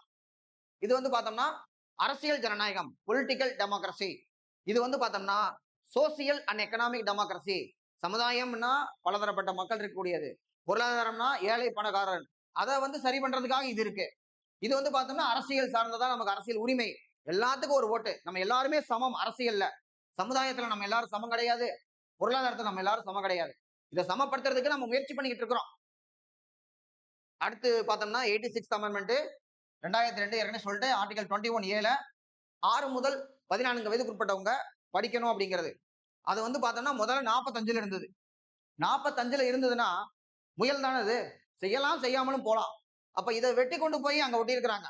சும்மா இவங்களா வெட்டி கொண்டு போய் ஒட்டல. உன்னிகிருஷ்ணன் கேஸ் அப்படின்னு ஒரு கேஸ் டிஎன்பிஎஸ்சி எக்ஸாம்ல கேட்டாங்க. 1993 உன்னிகிருஷ்ணன் கேஸ். அந்த கேஸ்ல வந்து பார்த்தோம்னா அது 45லயே இருந்தாலும் படிக்கிறது உரிமை. படிக்காம எப்படி ஒருத்தன் வந்து கண்ணியத்தோட வாழ முடியும்? ஆர்டிகல் 21ல உயிர் வாழ்றதுக்கு உரிமை இருக்கு. உயிர் வாழ்றதுன்னா மனுஷனும் மிருகம் ஒண்ணா படிச்சா தானே கண்ணியத்தோட வாழ முடியும். அப்போ வந்து கண்ணியத்தோட வாழணும்னா படிக்கணும் அப்படின்னு சொல்லி உன்னிகிருஷ்ணன் கேஸ்ல தீர்ப்பு சொல்ல, அதனால என்னன்னா 2002ல அங்க இருக்கக்கூடிய 45ல இருக்கக்கூடியதை வெட்டி கொண்டு போய் ஒட்டிட்டாங்க. 45 காலியா இருக்கே என்ன பண்றதுன்னு யோசிக்கும் போது 6 வயசுல இருந்து 14 வயசு வரைக்கும் தானே நம்ம வெட்டி இருக்கிறோம். 6 வயசுக்கு முன்னாடி இருக்கிற குழந்தைங்க இருக்காங்கல்ல, அவங்களை ஏதாவது பண்ணுவோம். அவங்களை பால் வழியில குடிச்சு கொண்டு போய் போடுவோம் அப்படின்னு சொல்லிட்டு தான் முன்பருவ மழலையர் கல்வி, ஏர்லி சைல்ட்ஹுட் கேர் எஜுகேஷன், 6 வயசு வரைக்கும் இருக்கிற குழந்தைகளையும் நம்ம பாத்துக்கலாம் அப்படின்னு சொல்லி 45ல எழுதி வச்சிருக்காங்க. இது மட்டும் பத்தாது. 21A படி கல்வி அடிப்படை உரிமை சொன்னா குழந்தைங்க அவங்க உரிமை படிக்கிறது என்னோட உரிமை, நான் படிச்சே ஆகணும் எந்த குழந்தையாவது கேட்குமா? நாம தான் அந்த குழந்தைகளை வந்து தர இழுத்துட்டு போய் படிக்க வைக்கணும். அது எல்கேஜி யூகேஜியா இருந்தாலும் சரி, பால்வாடியா இருந்தாலும் சரி, ஸ்கூலா இருந்தாலும் சரி, 1வது 2வது வரைக்கும் போகவே மாட்டாங்க. அப்ப அவங்கள படிக்க வைக்க வேண்டியது பெற்றோர் அல்லது பாதுகாவலருடைய கடமை அப்படின்னு ஆர்டிகல் 51A அப்படிங்கிறது அடிப்படை கடமையை சொல்லக்கூடியது. அதுல வந்து பார்த்தோம்னா கே ஸ்மால் லெட்டர் கேனா கல்வி அப்படின்னு ஞாபகம் 11வது கடமையாக சேர்த்துக் கொள்ளப்பட்டது. அதுவும் இந்த 86 அமெண்ட்மெண்ட்லயே சேர்த்துக் கொள்ளப்பட்டது. அடுத்து இருக்கிறது கடமைகள். கடமைகளை பொறுத்த வரைக்கும் ஆக்சுவல் கான்ஸ்டியூஷன்ல இல்ல. ரஷ்யா மாடல் ரஷ்யால இருந்து எடுத்துக்கிட்டோம். 1976 42nd அமெண்ட்மெண்ட். ஸ்வரன் சிங் கமிட்டின்னு ஒரு கமிட்டி வந்து சர்தார் ஸ்வரன் சிங் கமிட்டி வந்து இந்திரா காந்தி அம்மா அப்பாயின் பண்ணாங்க. 42nd அமெண்ட்மெண்ட் மூலமா சேர்த்துக் கொள்ளப்பட்டது. இதுக்காக ஒரு புது பகுதி போட்டோம். பகுதி 4Aங்கிறது 51Aங்கிறது இப்பதான் சொன்னேன் நானு. புதுசா வந்து சேர்த்துக்கிட்டது. அதுல 11 கடமைகள் இருக்கு. முதல்ல 10 அதுக்கப்புறம் 11. இதை வந்து பார்த்தோம்னா ஏபிசிடி அப்படின்னு நம்ம வந்து வச்சு பார்த்துடலாம். ஏபிசிடின்னு பார்த்தோம்னா முதல்ல இருக்கக்கூடியது ஒவ்வொரு இந்திய குடிமகனும் அரசியலமைப்பு, கொள்கைகள், நிறுவனங்கள், தேசிய கொடி, தேசிய எல்லாத்தையும் மதிச்சு நடக்கணும். அதான் முதல் கடமை. 2வது கடமை என்னன்னு பார்த்தோம்னா சுதந்திர போராட்டத்துக்காக எல்லாரும் பண்ணியிருப்பாங்கல்ல, அதனுடைய நோக்கங்களை எல்லாம் நம்ம வந்து மைண்ட்ல வச்சுக்கணும். அவங்கள பத்தி ஒரு நல்ல அபிப்பிராயத்தோடு நம்ம இருக்கணும். அது பி. சி வந்து பார்த்தோம்னா இறையாண்மை, சாவர்னிட்டி, அதுக்கப்புறம் யுனைட்டி, இன்டெகிரிட்டி இதெல்லாம் நம்ம வந்து பேணி பாதுகாக்கணும் அப்படிங்கிறது 3வது கடமை. 4வது கடமை டின்னு வந்துருச்சு. டின்னா டிஃபென்ஸ் ஞாபகம். நாட்டுடைய பாதுகாப்புக்கு எப்பயாவது தேவைப்பட்டுச்சுன்னா நம்மளை கூப்பிட்டா கண்டிப்பா நம்ம ராணுவ சேவைக்காக போய் ஆகணும். நாட்டை பாதுகாக்கிறது நம்ம கடமை. அப்ப டிஃபென்ஸ் டி. அடுத்து வந்து பார்த்தோம்னா இ வந்து பார்த்தோம்னா ஈவ்டீசிங்னு ஒண்ணு ஞாபகம் வச்சுக்கோங்க. பெண்களை தரக்குறைவாக நடத்துறது, பெண்களுடைய கண்ணியத்துக்கு வந்து இழுக்கு ஏற்படுற மாதிரி நம்ம வந்து நடக்கக்கூடாது. அப்ப மத்ததும் வந்து பார்த்தோம்னா சமய, மொழி அந்த ஒற்று வேறுபாடுகள்லாம் இல்லாம இருக்கணும் அப்படின்னு சொல்லக்கூடியது இ. அடுத்த கடமை. அடுத்து வந்து பார்த்தோம்னா பாரம்பரிய கலாச்சாரத்தை மதிச்சு நடக்கணும் அப்படிங்கிறது நமக்கு வந்து அடுத்து எஃப்ல இருக்கக்கூடிய கடமையா இருக்கக்கூடியது. அதுக்கடுத்து ஜீன் வரும். ஜீனா கிரீன் ஞாபகம் வச்சுக்கோங்க. காடுகள், ஏரிகள், ஆறுகள், வனவிலங்குகள் இது எல்லாத்தையுமே நம்ம வந்து பார்த்தோம்னா நாமளே வந்து பாதுகாக்கணும், பேணி பாதுகாக்கணும் நம்மளுடைய கடமையா இருக்கக்கூடியது. அடுத்தது ஹச் வந்து பார்த்தோம்னா ஹியூமானிசம், ஹியூமானிட்டி, அப்புறம் சயின்டிபிக் டெம்பர் அறிவியல் மனப்பான்மையோடு இருக்கணும். டிஎன்பிசி அதிக தடவை கேட்டது எது இது கடமையா இல்லையான்னு கேட்டா அறிவியல் மனப்பான்மையோடு நம்ம இருக்க வேண்டியது நம்மளுடைய கடமை. சயின்டிபிக் டெம்பரோட இருக்கணும் அப்படிங்கிறது. அடுத்து வந்து பார்த்தோம்னா வன்முறையை கைவிட்டு பொது சொத்துக்களை ஐனா பப்ளிக் ப்ராப்பர்ட்டி மேல எப்பவுமே ஒரு ஐ வச்சுக்கணும். இல்லாட்டி டேமேஜ் பண்ணிடுவாங்க. பொது சொத்துக்களை நம்ம வீணாக்க கூடாது, சேதப்படுத்தக்கூடாது. இது உங்கள் சொத்து, உங்கள் சொத்து தான். ஆனா நம்ம தான் வந்து பாதுகாத்துக்கணும் அப்படிங்கிறாங்க. அடுத்து வந்து பார்த்தோம்னா தனிப்பட்ட மற்றும் கூட்டு செயல்பாடுகள் என அனைத்து செயல்பாடுகளும் சிறந்தவற்றை செயல்பட்டு சாதனைக்காக எல்லாத்தையுமே யூனிவர்சல் எல்லாருமே சேர்ந்து இது பண்ணணுங்கிறதுக்காக உழைக்கிறது தான் அடுத்த கடமை. அடுத்து கடைசியா கே வந்து பார்த்தோம்னா கல்வி அப்படிங்கறத நான் ஏற்கனவே எக்ஸ்பிளைன் பண்ணிட்டேன். அடுத்து மத்திய மாநில உறவுகள் கொடுத்திருக்காங்க. ஏற்கனவே நான் சொன்ன மாதிரி அந்த டியர்ஸ் ஆஃப் ஓல்டு பிஎம்ல 7வது அட்டவணை தான் நமக்கு ஏரியா பிரிக்குது. கடப்பா ஒண்ணுது, மடப்பா என்னது, வாய்க்கா தகராறு எல்லாம் பிரிச்சு கொடுக்கறது. அதுல 97, 66, 47ன்னு போட்டிருக்காங்க. இதுல கொஞ்சம் மாறுபாடு இருக்கு. அப்பப்ப மாத்தி கொண்டு வந்திருக்கிறாங்க. 100ன்றது அதை கூட இப்ப குறைஞ்சிருச்சுங்கிறாங்க. 100ங்கிறது யூனியன் லிஸ்ட். 66ல இருந்து இது 61 ஆயிருச்சு ஸ்டேட்டுக்கு. இந்த 5 குறைஞ்சு போனது 47 வந்து 52ஆ போயிருச்சு. அப்ப 100 வேலை மத்திய அரசு பாத்துக்குவாங்க, 61 வேலை நம்ம பாத்துக்குவோம். அதுவும் நம்மளும் தான் பார்த்தா மாநில அரசு பாத்துக்குவாங்க. 52 பார்த்தோம்னா 2 பேரும் சேர்ந்து பார்க்கக்கூடிய பொதுப்பட்டியல். மத்திய பட்டியல், மாநில பட்டியல், பொதுப்பட்டியல். இவங்க வந்து மத்தியம் சொல்றது இல்ல, நடுவனா. நடுவன் பட்டியல், மாநில பட்டியல், பொதுப்பட்டியல் அப்படின்னு சொல்லி ஏரியா பிரிச்சிருக்காங்க. சோ இதுல ஒரு பொதுப்பட்டியல்ல முரண்பாடு ஏற்பட்டுச்சுன்னா, அதுதான் நம்மளுடைய நீட்டு. பொதுப்பட்டியல்ல முரண்பாடு ஏற்பட்டுச்சுன்னா, மத்திய அரசுக்கும் மாநில சட்டத்துக்கும் பொதுப்பட்டியல் முரண்பாடு ஏற்படும் பொழுது மத்திய அரசினுடைய சட்டமே செல்லும். எந்த அளவுக்கு முரண்படுகிறதோ அந்த அளவுக்கு நம்ம சட்டம் செல்லாம போகும். இதை சொல்லக்கூடியது ஆர்டிகல் 254 சப்கிளாஸ் 1. இதுலயே சப்கிளாஸ் 2 இருக்கு. ஒரு மாநிலம் இதுல இருந்து விலக்கு வேணுங்கிறதுக்காக சட்டம் இயற்றி, வழக்கமா மாநில சட்டத்தை கவர்னர் தான் ஒப்புதல் கொடுப்பாரு. கவர்னருக்கு பதிலா குடியரசுத் தலைவர்கிட்டயே ஒப்புதல் வாங்கிட்டா அந்த மாநிலத்துக்கு மட்டும் அந்த சட்டம் பொருந்தாது. இந்த ஆர்டிகல் 254 சப்கிளாஸ் 2 தான் நம்ம நீட்டுக்காக ட்ரை பண்ணோம். கொடுக்க மாட்டேன்னு சொல்லிட்டாங்க. என்னன்னா, நீட் எங்களுக்கு மட்டும் நீட் பொருந்தாது, நாங்க 12th மார்க்கை வச்சு எம்பிபிஎஸ் கொடுக்குறோம் அப்படின்னு ஒரு மசோதாவை போட்டு நம்ம கவர்னர்ட்ட வாங்காம பிரசிடென்ட்க்கு அனுப்பிச்சு வச்சோம். இவரே போடல அப்படின்னா அவர் எப்படி கொடுக்க போறாரு? சோ அப்ப நமக்கு அது வந்து கிடைக்காம போச்சு. பட் இதுக்கு இப்படி ஒரு வழி இருக்குது. 254 சப்கிளாஸ் 2. இன்னொன்னு சொல்லியிருக்கிறாங்க, இந்த 5 சப்ஜெக்ட் போனது கல்வி நம்மள்ட்ட தான் இருந்தது. இப்ப கூட ஒரு கோரிக்கையா வச்சிருக்கிறாங்க. தமிழ்நாடு வந்து பார்த்தோம்னா மாநில ஒரு சுயாட்சி இருக்கணும். ஏன்னா நம்ம வந்து முதல்ல திராவிட முன்னேற்ற கழகம் எடுத்துக்கும் பொழுது நமக்கு வந்து தனி திராவிட நாடு கோரிக்கை இருந்தது. அதுக்கப்புறம் வந்து பார்த்தோம்னா ஒரு ஸ்டேட் அட்டானமிங்கிறதுக்குள்ள நிலைப்பாடை மாத்திக்கிட்டோம். அது கூட குரூப் 1 பிலிம்ஸ்ல கேட்டாங்க. 1962ல இந்தோ சைனா வார் நடந்த போது யாரெல்லாம் பிரிவினை வேணும்னு கேட்கறாங்களோ அவங்கள தடை செய்யலாம் அப்படின்னாங்க. இப்ப அண்ணா வந்து பார்த்தோம்னா அப்ப ராஜ்யசபா மெம்பரா மாறுறாரு. அவர் வந்து பார்த்தோம்னா இதை நான் கைவிடுறேன், தனி திராவிட நாடு வேணுங்கிற கொள்கையை நான் வந்து கைவிடுறேன், மாநில சுயாட்சி நமக்கு வந்து ஸ்டேட் அட்டானமி வேணும் அப்படிங்கறத மட்டும் இந்தியாக்குள்ள இருந்துகிட்டு நம்ம வந்து ஒரு அளவுக்கு சுயாட்சி நடத்துவோம் அப்படிங்கறத கோரிக்கையை வந்து நம்ம மாத்தணும். அப்ப கல்வியை வந்து திரும்பி நமக்கு வேணும்னு சொல்லி நம்ம கேட்கிறோம். கல்வி வந்து பார்த்தோம்னா 1976 42 சட்டத்தின்படி கல்வி, காடு, எடைகள் மற்றும் அளவுகள், பறவைகள், வனவிலங்குகள் பாதுகாப்பு, உச்ச நீதிமன்றம், உயர் நீதிமன்றத்தை தவிர இந்த நீதி இதெல்லாம் வந்து பார்த்தோம்னா எங்க போயிருச்சு, அழகா பொதுப்பட்டியல தூக்கிட்டு போய் போட்டாங்க. அடுத்து நிர்வாக உறவுகளை பொறுத்த வரைக்கும், அதாவது மத்திய அரசு, மாநில அரசு 2 பேர் இருக்கும் பொழுது நிர்வாக உறவுகள் அப்படின்னு பார்த்தோம்னா நம்ம மத்திய அரசினுடைய நிர்வாகத்துக்கு இணக்கமா நம்ம செல்லணும், அவங்கள நம்ம மீறி போக கூடாது. அதான் முக்கியமானதுல ஒண்ணு. நிதியை பொறுத்த வரைக்கும் பார்த்தோம்னா 268ல இருந்து 293 வரைக்கும் இருக்கு. அவ்வளவுதான் சொல்லியிருக்காங்க. பார்ட் 12 268ல இருந்து 293 வரைக்கும் இருக்கு. டீப்பா வந்து பார்த்தோம்னா நான் ப்ரீவியஸ் இயர் கொஸ்டின் வச்சு எக்ஸ்பிளைன் பண்ணியிருக்கிறேன்.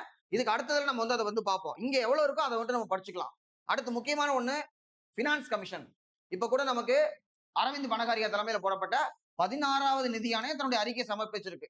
அது ஏற்கனவே இருந்த 15வது நிதிக்குழு என் கே சிங் அவரு 41% மத்திய அரசுக்கு நமக்கு மாநிலத்துக்கு பிரிச்சு கொடுக்கலாம்னா, என்னன்னா 100 ரூபாய் கலெக்ட் ஆகுதுன்னா 100 ரூபாயில 41 ரூபாய் நமக்கு, 59 ரூபாய் மத்திய அரசே வச்சுக்கோ. இந்த பர்சன்டேஜ் தான் முன்னாடி. இப்ப இவரும் இதே பர்சன்டேஜ் சொல்லியிருக்காரு. பட் உள்ளுக்குள்ள அலோகேஷன் மட்டும் கொஞ்சம் மாத்திருக்காங்க. அது நம்ம தனியா வந்து பார்ப்போம். இந்த பினான்ஸ் கமிஷனை நிதி ஆணையத்தை அப்பாயின்ட் பண்றதுக்கு என்ன ஆர்டிகல் அப்படின்னு கேட்டா ஆர்டிகல் 280. இந்த 280 எல்லாம் தூக்கத்தில் எழுப்பி கேட்டா கூட சொல்லணும். அடுத்து மத்திய மாநில உறவுகள் பிரச்சனையாவே இருக்கும். இதுல நம்ம தமிழ்நாடு வந்து பார்த்தோம்னா 1969ல ராஜமன்னார் கமிட்டி அப்படின்னு ஒரு கமிட்டியை போட்டோம். ஒரு 3 மெம்பர் கமிட்டி. இப்ப கூட வந்து பார்த்தோம்னா குரியன் ஜோசப் கமிட்டி, ஜோசப் குருவிலா அப்படிங்கிற பேரை வச்சு நான் ஞாபகம் வச்சிருப்பேன். குரியன் ஜோசப் கமிட்டி அது வந்து போட்டிருக்கோம். அதுல வந்து பார்த்தோம்னா திட்டக்குழு முன்னாள் துணைத் தலைவர் நாகநாதன் இருப்பாரு, அசோக்வர்தன் செட்டி இருப்பாரு. 3 பேர் கொண்ட ஒரு குழு நம்ம அமைச்சிருக்கோம். முதல்ல 69ல நம்ம அமைச்சோம். அதுக்கு அப்புறம் வந்து மத்திய மாநில உறவுகள் ரொம்ப முக்கியமான குழுன்னு பார்த்தோம்னா சர்க்காரியா 1983ல இந்திரா காந்தி அம்மா வந்து அப்பாயின் பண்ணது. 247 பரிந்துரை கொடுத்தாங்க. 180 செயல்படுத்திருக்காங்க. குழுவெல்லாம் சும்மா பேருக்கு போடுறதுதான். ஏன்னா அந்த நேரத்துல பிரச்சனை சமாளிக்கிறதுக்காக. செயல்படுத்துறதெல்லாம் அதிகமா பண்ண மாட்டாங்க. ஆனா சர்க்காரியோட அறிக்கையை வந்து பார்த்தோம்னா கிட்டத்தட்ட 180 ரெக்கமெண்டேஷன் வந்து நிறைவேற்றப்பட்டிருக்கு. ஒரு முக்கியமான ஒண்ணு. அடுத்து அலுவல் மொழிகள். அலுவல் மொழிகள் வந்து பார்த்தோம்னா பார்ட் 17 நம்முடைய ராஜகோபாலாச்சாரி 1937ல வந்து பார்த்தோம்னா முதலமைச்சர் ஆனோடனே ஹிந்தி கட்டாய பாடமாக்குறாப்ல. 38ல வந்து பார்த்தோம்னா பயங்கரமான இந்திய எதிர்ப்பு. அதுல வந்து பார்த்தோம்னா நீதி கட்சி தலைவரா வந்து ஏடி பன்னீர்செல்வம் இருப்பாரு. அதுக்கப்புறம் தான் பெரியார் சிறைச்சாலையிலிருந்து அந்த இந்திய எதிர்ப்பு போராட்டத்தில் உள்ள போய் சிறைச்சாலையிலிருந்தே தேர்ந்தெடுக்கப்படுகிறார். அப்ப சட்டமன்றத்துல இருந்து பார்த்தோம்னா ஏடி பன்னீர்செல்வம் சொல்றாரு, இந்திய எதிர்க்கிறது 2 பேர் தான். யார் அப்படின்னு பார்த்தோம்னா, ஒண்ணு நீங்க ஏடி பன்னீர்செல்வம். இன்னொன்னு அப்ப பெரியார் கிடையாது. அவர் வந்து பார்த்தோம்னா பட்டா வந்து குடுக்கல. ஈவேரா அவர் 2 பேர் தான் நீங்க வந்து கடுமையா எதிர்க்கிறீங்க அப்படின்னு சொல்றாங்க. ஐயா இந்தி எதிர்க்கிறது 2 பேரு. இந்தி வேணும்னு சொல்றது ஒரே ஒருத்தர் தான். அது நீங்க மட்டும்தான். அதுலயும் மெஜாரிட்டி நாங்க தான் அப்படிங்கிறாங்க. அந்த ராஜகோபாலாச்சாரி 1965 இந்திய எதிர்ப்புல அந்த டைம்ல திருச்சியில என்ன சொல்றாருன்னா, அரசியலமைப்பினுடைய பகுதி 17 கிழிச்சு அரபிக்கடலை வீசுவோம் அப்படிங்கிறாரு. ஏன்னா அவர் இந்த பக்கம் இருக்காரு. காங்கிரஸ வந்து முடிச்சு விடுறதா தன்னுடைய வேலை அப்படின்னு சொல்லிட்டு டிஎம்கேவோட கூட்டணியில் இருக்கார் ராஜகோபாலாச்சாரி. சோ அப்ப அதுல 343ல இருந்து 351 வரைக்கும் வந்து பார்த்தோம்னா அலுவல் மொழிகளை பத்தி சொல்லுது. அதுல நமக்கு வந்து பார்த்தோம்னா 8வது அட்டவணையில 22 மொழிகள் இருக்கக்கூடியது. இந்தியை வந்து ப்ரொமோட் பண்ணணுங்கிறது இதெல்லாம் இருக்குது. செம்மொழிகள் பத்தி சொல்லியிருக்கிறாங்க. செம்மொழிகள் வந்து பார்த்தோம்னா 2004ல முதல் செம்மொழியாக தமிழ் வந்துச்சு. அதுக்கப்புறம் தமிழ் 2004க்கு அப்புறம் வந்து இப்ப சமஸ்கிருதம் அடுத்த வருஷமே. சமஸ்கிருதத்தை செம்மொழின்னு இருந்தாங்க. ஆனா அங்க அபிஷியலா வாங்கி வைக்கல. தமிழ் நம்ம கேட்டோன்னே இது கூட எக்ஸாம்ல கேட்டிருந்தாங்க. தமிழுக்கு செம்மொழி அந்தஸ்து எப்பன்னா 2004ல 2004ல வந்து பார்த்தோம்னா சிஎம் வந்து அம்மா சிஎம் இருந்தாங்க. ஆனா இதுக்கு முயற்சி எடுத்தது கலைஞர் கருணாநிதி. என்ன பண்ணாங்கன்னா செம்மொழி அந்தஸ்து வேணும்னு கேட்டாங்க. கேட்ட உடனே தமிழ்நாட்டுல இருந்து யார் சொன்னாலும் செல்லாது. வெளிநாட்டவர் யாரையா ஒருத்தர் கொடுக்க சொல்லுங்க அப்படின்னா. அப்பதான் ஜார்ஜ் எல்காட் அப்படின்னு சொல்லிட்டு அவர் வந்து பார்த்தோம்னா தமிழ் படிச்சவரு. அவர் வந்து பார்த்தோம்னா ஒரு ரிப்போர்ட் கொடுத்தாரு. தமிழுக்கு செம்மொழி அந்தஸ்து கொடுங்க. தமிழுக்கு செம்மொழி அந்தஸ்து வேணும்னு நீங்க எங்கிட்ட கேட்கறது எப்படி இருக்குன்னா, இந்தியா ஒரு பழம்பெரும் நாடு அப்படின்னு நீங்க சொல்றாரு. அதெல்லாம் எல்லாத்துக்கும் தெரியுமே. இதை போய் நம்ம சொல்லணுமா அப்படின்னு சொல்லிட்டு அவர் ரிப்போர்ட் கொடுக்குறாரு. அதை வச்சு கொடுக்குறாங்க. தமிழுக்கு செம்மொழி கொடுத்தது சமஸ்கிருதம் இது வரைக்கும் ஆகா நம்ம அபிஷியலா வாங்கலையே அடுத்த வருஷம் அவங்க வாங்குறாங்க. 2000 வருஷம் பழம் இருந்தா தான் செம்மொழி அப்படின்னாங்க. அப்புறம் அது 1500 வருஷமா குறைச்சாங்க. அப்புறம் 1000 வருஷமா குறைச்சாங்க. தெலுங்கு கொடுத்தாச்சு, கன்னடம் கொடுத்தாச்சு, மலையாளம் கொடுத்தாச்சு. அதுக்கப்புறம் ஒடியா. இப்ப வந்து பார்த்தோம்னா இதுக்கப்புறம் பாலி பிராகிருதம் புத்தரும் மகாவீரரும் பயன்படுத்தின மொழி அதுக்கு வந்து கொடுத்திருக்குது. அதுக்கப்புறம் நமக்கு வந்து மராத்தி மொழிக்கு, அதுக்கப்புறம் பெங்காலி மொழிக்கு, அசாமி மொழிக்கு இந்த வரிசையில எல்லாத்துக்குமே இப்போ வந்து அதிகமா வந்து கொடுக்கப்பட்டிருக்கு.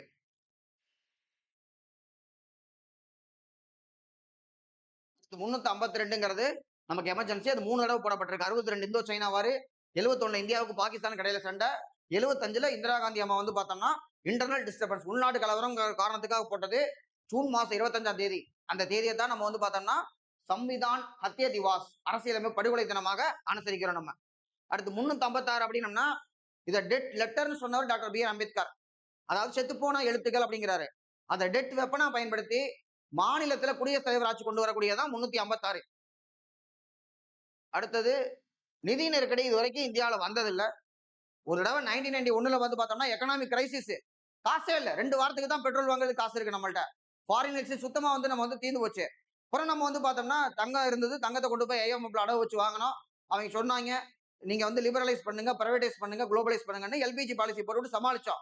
ஆனால் நம்ம 360 எப்பவுமே போட்டதே கிடையாது. நிதி நெருக்கடி போட்டா சம்பளத்தை குறைக்கலாம், நிறைய வேலை பண்ணலாம். அடுத்து திருத்தம் பண்றது ஆர்டிகல் 368 எந்த பகுதி அப்படின்னு கேட்டா பகுதி 20ல வந்து இருக்கக்கூடியது. இதுல திருத்தறதுக்கு வந்து பார்த்தோம்னா 3 முறையில திருத்தலாம். சாதாரண பெரும்பான்மை, சிறப்பு பெரும்பான்மை, சிறப்பு பெரும்பான்மை மாநிலம் பாதிக்கு மேற்பட்ட மாநிலங்களுடைய பின்னேற்பு. இந்த 3 முறையில திருத்தலாம் அப்படின்னு சொல்லி இருக்கு. சாதாரணம்னா என்னன்னா ஒரு 100 பேர் இருக்காங்கன்னா பெரும்பான்மை 51 அதான் சாதாரணம். எத்தனை பேர் போயிருக்காங்களோ அதுல. சிறப்புன்னு பார்த்தோம்னா அவங்க மெஜாரிட்டியாவும் இருக்கணும். அதுக்கப்புறம் 3ல 2 பங்கு உறுப்பினர்கள் வந்து அங்க வந்திருக்கணும். இந்த மாதிரி கொஞ்சம் கண்டிஷன் வந்து அதுல இருக்கக்கூடியது. இப்ப திருத்தத்தை பத்தி இங்க சொல்லியிருக்கிறாங்க. அடுத்து 42nd அமெண்ட்மெண்ட் நிறைய திருத்தம் பண்ணது. இந்திரா காந்தி அம்மா வந்து பார்த்தோம்னா இந்த கான்ஸ்டியூஷன் வேணாம் நான் புதுசா ஒன்று தரேன் அப்படின்னு சொல்லி சின்னதா ஒன்று கொடுத்துட்டாங்க. அதனாலதான் அதை மினி கான்ஸ்டியூஷன் சொல்லுவாங்க. சிறு அரசியலமைப்பு, குட்டி அரசியலமைப்பு அந்த மாதிரி சொல்லக்கூடியது. அடுத்து அரசியலமைப்பு போட்டு 50 வருஷம் ஆச்சு. அதை அப்படியே விட்டலாமா இல்ல அப்படியே கம்ப்ளீட்டா மாத்திருவோமா அப்படின்னு ஆராய்வதற்காக ஒரு குழு எம்என் வெங்கடாச்சலையா கமிட்டி போட்டாங்க. 2000ல 1950ல கான்ஸ்டியூஷன் நடைமுறைக்கு வந்துச்சு. 2000ல இந்த கமிட்டி போட்டாங்க. அவரு நிறைய ரெக்கமெண்டேஷன் வந்து கொடுத்திருக்கிறாரு. சோ கான்ஸ்டியூஷனை நமக்கு வந்து பார்த்தோம்னா ரிவ்யூ பண்றதுக்காக போடப்பட்ட கமிட்டி. அது ஒரு முக்கியமான பாயிண்ட். அடுத்து ஏப்ரல் 2007ல மத்திய மாநில உறவுகளுக்காக போடப்பட்ட எம்எம் பூஞ்சே கமிட்டி. இது ஒரு முக்கியமானது. மத்திய மாநில உறவுகளுக்காக போடப்பட்டது. இது எல்லாமே எக்ஸாம்ல நிறைய கேட்டிருக்காங்க. அடுத்த வீடியோல வந்து பார்த்தோம்னா நம்ம 12th புக்ல இதே கண்டென்ட் வந்து பார்ப்போம். அதுக்கு அடுத்து நான் வந்து பார்த்தேன்னா இதை இங்கிலீஷ்ல இருக்கக்கூடிய டெக்ஸ்ட் வச்சு நான் வந்து எக்ஸ்பிளைன் பண்றேன். ஸோ இந்த புக்கை வச்சு படிக்கும் போதே நமக்கு ஃபவுண்டேஷன் நல்லா ஸ்ட்ராங் ஆயிரும். அதுக்கப்புறமா நான் ப்ரீவியஸ் இயர் கொஸ்டின் வச்சுட்டு லட்சுமிகாந்த பேசுவோம், அரிகந்தனுடைய மேக் புக் பேசலாம். எல்லா கண்டென்ட்டையும் உட்கார வைக்கிறதுக்கு நமக்கு ஒரு ஃபவுண்டேஷன் வேணும்ல. இந்த ஃபவுண்டேஷன் மேலதான் நம்முடைய மிகப்பெரிய கட்டணமே நிக்க போகுது. ஸோ ப்ரிப்பரேஷனுக்கு என்னன்னா நம்ம எவ்வளவு படிக்கிறோம் அப்படிங்கறத தாண்டி எவ்வளவு நமக்கு ஞாபகம் இருக்கு அப்படிங்கிறது ரொம்ப ரொம்ப முக்கியம். நிறைய படிச்சுட்டே போனாலும் மறந்துடும். கொஞ்சம் படிச்சாலும் திரும்ப திரும்ப திரும்ப திரும்ப படிச்சு நல்லா ரீகால் பண்ணிக்கிட்டே இருக்கணும். அப்பதான் எக்ஸாம் ஹால்ல மறக்காது. ஏன்னா நம்ம எவ்வளவு படிச்சுட்டு போனாலும் எக்ஸாம் ஹாலுக்குள்ள போகும்போது பிரெயின் வந்து நம்மளை அலர்ட் ஆக்கும். ஐயோ அப்படி நடுங்க. இதுதான் வாழ்க்கைன்னு ஒரு வார்த்தை சொல்லும் பாருங்க. அந்த வார்த்தை நம்மளை அப்படியே பிரெயின் ஆஃப் பண்ணிடும். அதுக்கப்புறம் நம்ம வந்து பார்த்தோன்னா பதட்டத்துல நிறைய தப்பு பண்ணுவோம்.